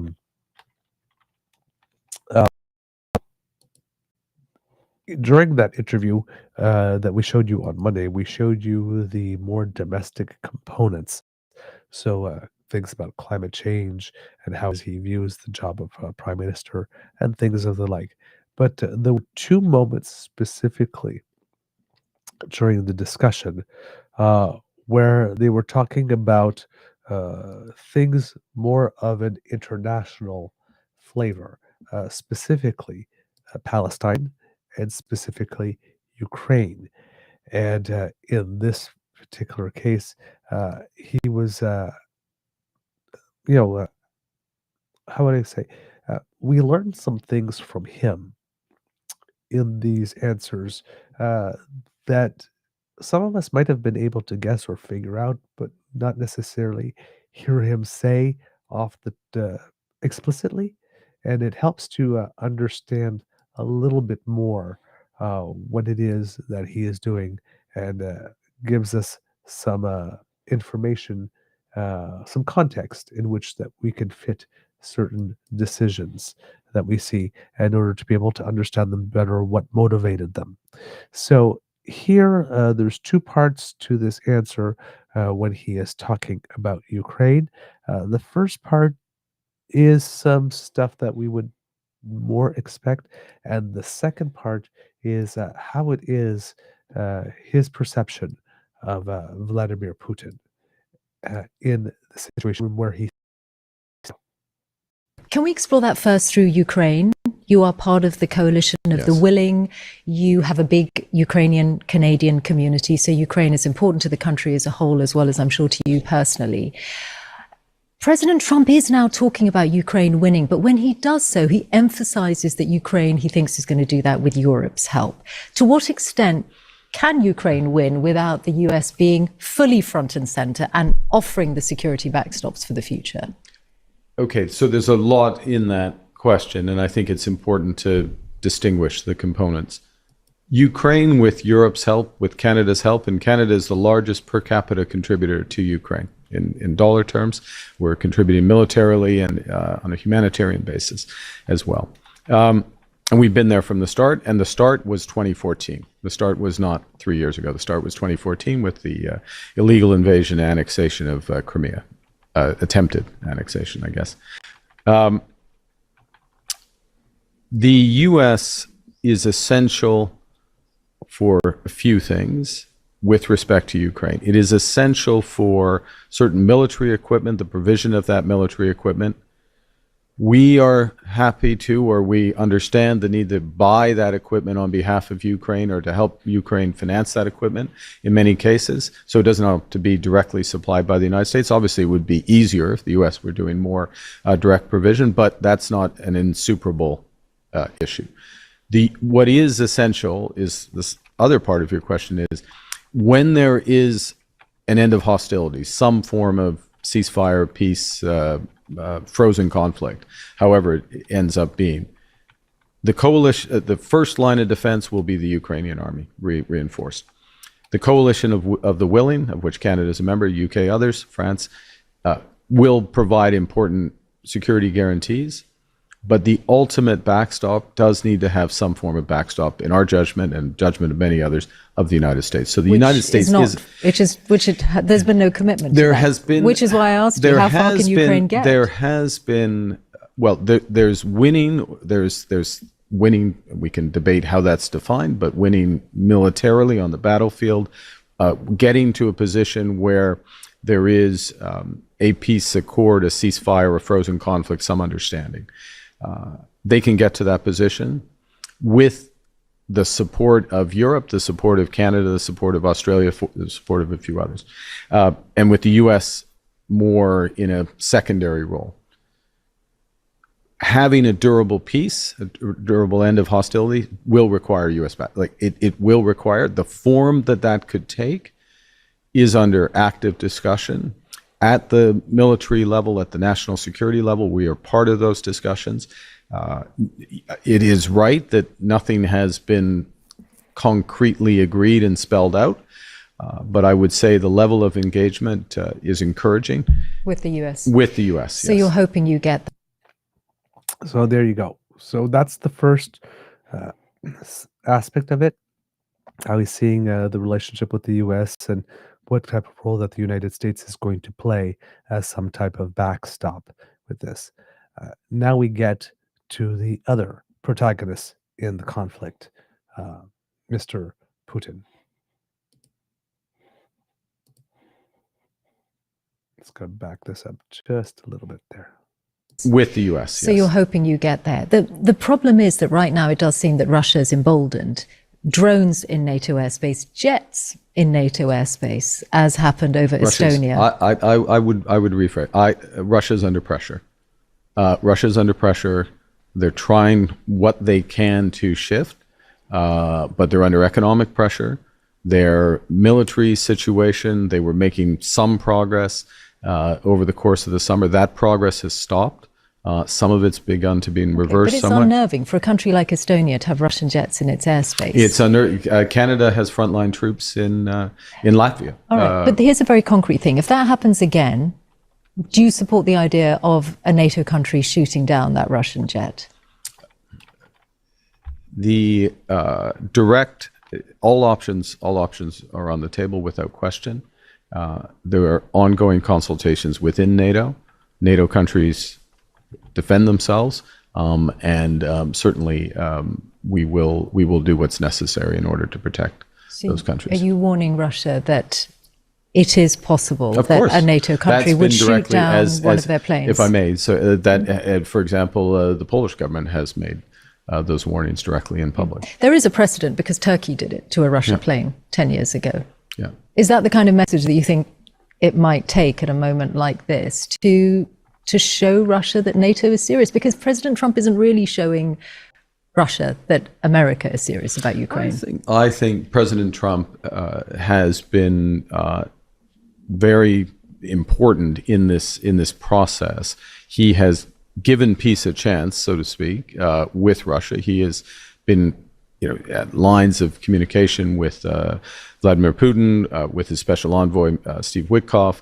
There's been direct conversations. There's been opportunities for Putin to take off-ramps. Putin has not taken any of those off-ramps. The president speaks for himself, but I think his patience is being exhausted. His line is hardening.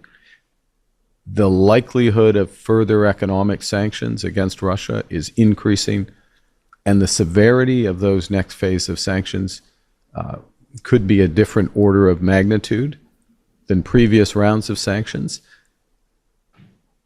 All of that is pointing in one direction, and I would underscore Russia has been moving at literally a snail's pace in terms of acquisition of territory, temporary acquisition of territory in Ukraine over the course of the last 3 years, and they're not going to win. They're not going to win this war, and it's a question of they're realizing that. And I personally think that the actions of Vladimir Putin over the course of the last few months, spurning the opportunity that President Trump has given him on multiple occasions, these drone incursions, if they are intentional, as they increasingly look to be, but doing that so, is making the calculation that America doesn't, there are no consequences for spurning. President Putin has done nothing but miscalculate in this war. He made the calculation that NATO would become divided. NATO is solidified. You just have to look to the June commitments. You have to look how we're acting. He made the calculation that Ukraine would capitulate in a matter of days. He made the calculation that President Zelensky would flee. He made the calculation there would be an uprising in favor. He has miscalculated consistently in this conflict. Another one. All right. So there is an interesting frame, kits and cubs, for me, that I hadn't heard yet before. But yeah, in this case, and yes, Kit Kat, this was from before Trump flip-flopping again. Trump flips and flops and flippity flops. But in this particular in this entirety answer from both sections together, um, there are some important things like Prime Minister considers the start of the invasion being at 2014 during the attempted annexation of Crimea. So the Prime Minister uh, puts the start date back then and does not consider Crimea to be annexed at the moment. It's still an attempted annexation. Uh, is indicating that yes, it would be easier if if the United States was providing arms directly, but if we have to buy it, fine, that's no problem. We're okay with that. A lot of people can understand the fact, says, well, listen, if this is going to be a protracted war, we can't just supply all the arms for free all the time for everybody else. Like, we're going to need some help here. So that you can make a case for that. But immediately then he starts framing things as Russia being under pressure. I guess, and then he's mentioning all that other stuff, right? He's talking about, well, the Estonians are getting the drive-bys. Yeah, but we've got active troops in Latvia, right? The NATO border, the direct border with NATO just got longer once Finland joined. All these other things. So it's not like Russia isn't feeling any pressure as well. Talking about the shooting down of the jets, the Prime Minister doesn't want to come out right and say yes, but essentially he's saying yes. And he's like pointing to Poland and saying, well, listen, Poland already has the policy. And as we all know, it has happened in Turkey, right, as the host pointed out. So it's saying yes without having a clip of him saying yes directly. He mentions all the off-ramps that Putin could have taken. He considers any acquisition of territory to be a temporary acquisition of territory, and that the advances are not coming as fast as they were. And when he talks about Russia being under pressure and all these other things, states with definitive authority that they are not going to win, because it seems that if he's just sitting there like, I've been in the room and I've done the math, they just can't do it, right? It's almost like a mathematical analysis that he's doing here, and comes out and basically frames it as this war as being Putin from the get-go having made an incredible mistake and a misassumption from the beginning, and essentially lurching from misassumption to misassumption to misassumption, sometimes with some degree of success and sometimes with some degree of failure, but essentially going from misassumption to misassumption, which is a really interesting situation. And if you consider that one is under pressure, which would lead people to make misassumptions and bad decisions in the first place, the more you are under pressure and the more you make a misassumption that leads to bad consequence, and then you try to find a solution to fix that bad consequence, and then you get like an unexpected outcome or something that happens to come along with it, and you try to plug that hole. At some point, you get really busy, and that might make a situation that is such that where the Prime Minister seems to be so convinced that Putin is not going to win. But it was the very first time I've seen an analysis where somebody spoke so confidently about Putin being someone who essentially miscalculates, and there's no reason to assume that he will start calculating correctly now. So just let the consequences of his various miscalculations pile up, and eventually they will swallow him. But you got to be able to outlast him to do that, though. So that's when that situation where you come back, when you start talking about these wars, it's not about who can administer the most pain, but who can take the most.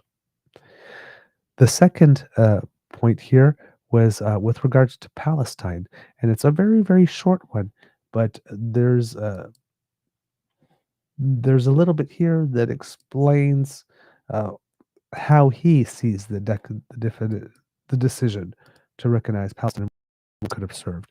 And I find here that the Prime Minister actually keeps it very real. One of your foreign policy priorities has been the recognition of a Palestinian state, on which the US fundamentally disagrees. What is your next step on that issue? So I would say the foreign policy priority was the recognition, not the end. The end is a free and viable Palestinian state living side by side, peace and security with the state of Israel. That's the end goal. What we saw, just to be clear about why we did what we did, was that the actions of the current government, the Netanyahu government, were explicitly designed to end any possibility of a state of Palestine in violation of the UN Charter and going against Canadian government policy of whatever political stripe since 1947. We did this because the prospect was receding, as opposed to viewing it as any sort of panacea, game changer, fundamentally immediately leading to the outcome that we and others want. Yes, the U.S. disagrees with the decision that we took, that Spain took, that France took, the United Kingdom took, 150 other countries in the UN have taken, but our common objective is the same. Yeah. So for the end goal, the actual establishment of a Palestinian state living side by side with a secure Israel, to get that, you're going to have to keep up the pressure on the Israeli government. Justin Trudeau said that Canada would honor the International Criminal Court arrest warrants, i.e. Benjamin Netanyahu would be arrested if he came to Canada. Does that stand under your leadership? Yes. You'd be prepared to do that? Yes. Are we also in a climate crisis? So there we go. And that answer puts the question about the shooting down jets, fighter planes from Russia into context, because the Prime Minister is clearly not averse to giving just a clear yes or no answer to a question. So yes, if Benjamin Netanyahu came to Canada, he would be arrested. We would honor our treaties, our word as a signatory to the International Criminal Court, making that very clear, but also making it clear that because when you read the newspaper articles, it's like, well, we wanted to preserve a two-state solution, but to hearing the full words the Prime Minister saying, it's like the window for having that be able to still even be an option was closing, because the actions and the decisions of the Netanyahu government were systematically designed so as to eliminate that being a possibility. So, again, puts the decision in some very specific and important context at that point. And the Prime Minister, again, says, yes, I understand the United States doesn't like it, but ultimately, we're all trying to reach the same goal. So I think he'll be okay with it. Right? Type of thing. So he is that quiet confidence that we see in him, and that assuredness is on display here as well. Not afraid to take a definite stand on something, and clearly being able to understand that sometimes a decision made for extremely practical reasons might become necessary, even though it can indeed raise the ire of a partner, because sometimes you need to do things to keep certain ideas alive. All right, kids and cubs, that's the end of this episode of Bonus Beaver. We hope that you love listening to us, because we love making this for you. Remember, sharing is caring, and word of mouth is priceless, so please tell your peeps and poops all about us. Kids and cubs, if you would like us to help you because you are on the go and sometimes you don't have time to watch the show, but you need to keep abreast of what's going on while you're making good things happen in the world, well, we can help you out thanks to the generous contribution of the Ray Girl, who sponsors our pod page. If you scan that QR code, it will bring you right to our site, podpage.com/thetruenortheagerbeaver, with a hyphen between each one of those words. And when you go there and you click subscribe, when we have something fresh off the audio cast bandwidth, it comes directly to you, waits in your podcast feed, and therefore you can pick it up. We are lightweight, portable, and aerodynamic, so you can take on the world and remain informed all at the same time. It's wonderful. Thank you, Ray Girl. Now, if you'd like to help us in other ways, kids and cubs, you can surf on down to the True North Eager Beaver Media Incorporated YouTube page at the urging of Kits Cassie and Kit Elaine. That QR code will bring you right there, and you can play with our buttons. Like, share, and subscribe. Give them a click. Give them a little tickle. We ain't fickle. We love it when you play with us, because our numbers go up and it helps us with the algorithm. So thanks so much for that. If you would like to help us in other ways because you like the content that we produce, it resonates with you, and you would like to encourage us to produce more, well, we do incur some costs to bring the show to you, and we would hope that you would like to help us with those as well if you see value in our product, and of course, if you have the means. So, kids and cubs, if you are able to make a contribution to the Eager Beaver Lodge's Emergency Hydration Fund, that QR code that has just appeared in the corner will bring you to our coffee page, coffeeko-fi.com/eagerbeaver, all in one word. A couple of loonies or toonies in our tip jar is all you need to keep your favorite beaver moist. Because a moist beaver is a happy beaver. Thank you so much for all your help, kits and cubs. All of your expressions, your enthusiastic expressions of encouragement are very much appreciated. And if you are watching on our YouTube channel, we have memberships and we have a super chat that you can donate that way. We'd really appreciate that as well. And kits and cubs, if you would like to donate, but you want to have a transaction that's 100% Canadian because you're buying Canadian, truenortheagerbeaver@gmail.com is our email address, and you can send us a direct bank transfer that way. And that way, your transaction is 100% Canadian. No money goes to any CE Tech Pro, and we get 100% of your donation, so it can go further. So there you go. And thank you so much for all of you who donate. We really, really appreciate it very much. It helps us. You have no idea how much it helps. All right. Because democracy is something that you do, kids and cubs, forever-canadian.ca, please go to the website to see where your pop-up locations are so that you can sign the petition to make it such that a question that will keep Alberta within Canada will be put on a citizens' initiative ballot in Alberta for a vote. And also, they are looking for some canvassers because there's a last-minute push, of course, to try and make sure they get all the signatures. And of course, they do incur expenses as well to run the operation that they are doing. So if you would like to contribute to them, that would also be appreciated. Also, we have petition E-6679, our Commons petition, House of Commons petition. Sorry, let's try that. The House of Commons petition on the ourcommons.ca site. Please look for it. It's a petition to try to create some type of process to ensure that there would be consequences for MPs who engage in deliberate misinformation of the public. And that's something that we seem to need here because it's becoming more of a fashion. So if you would like to go there and sign that, please, we would very much appreciate that. And also tell your friends about it so they can sign it too. And here, kids and cubs, as we usually do, we will post it in the chat here for the show. So to make it easy for you to find and share with your friends. Thank you so much.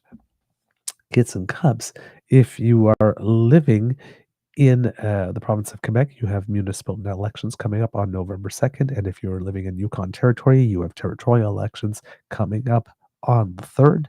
Kids and cubs, do find out about your candidates and try to see what you can do to help. And please make a plan to vote and ask your friends and family whether or not they're going to vote too, and help them make their plan to vote, because friends don't allow friends to do democracy alone. Okay. Words of wisdom, kids and cubs. Take a decongestant before doing a show. I have learned today. I've acquired wisdom. That's the best I got for you today. Kids and cubs, it could be a tough world out there. So please be kind to and gentle with yourself. And I've talked enough today, kids and cubs, so I will not have an Easter egg. I will just ask you if you could please say, Mr. Beaver, cue the cock. At 1, 2, 3. There you are. I love it when you make beautiful music that way. You speak to my soul, kids and cubs. You speak to my soul, DAMFAM. How can I deny you? The cock is now. You are listening to a True North Eager Beaver Media Incorporated podcast. The True North Eager Beaver podcasts are proudly brought to you by our founding sponsors, The Misfit Mysteries from Corvid Moon Publishing, your source for science fiction, fantasy, and cozy mysteries featuring a broad diversity of characters. CanadianTarot.com, their uniquely Canadian online eclectic tarot community. And The Peppermaster, hot pepper sauces made from farm-fresh ingredients to thrill your taste buds and expand your mind. We are grateful to the Crier Media Network for its support, Pete Jarvis for our artwork, and Paul Joseph Something for our opening and closing sequence music.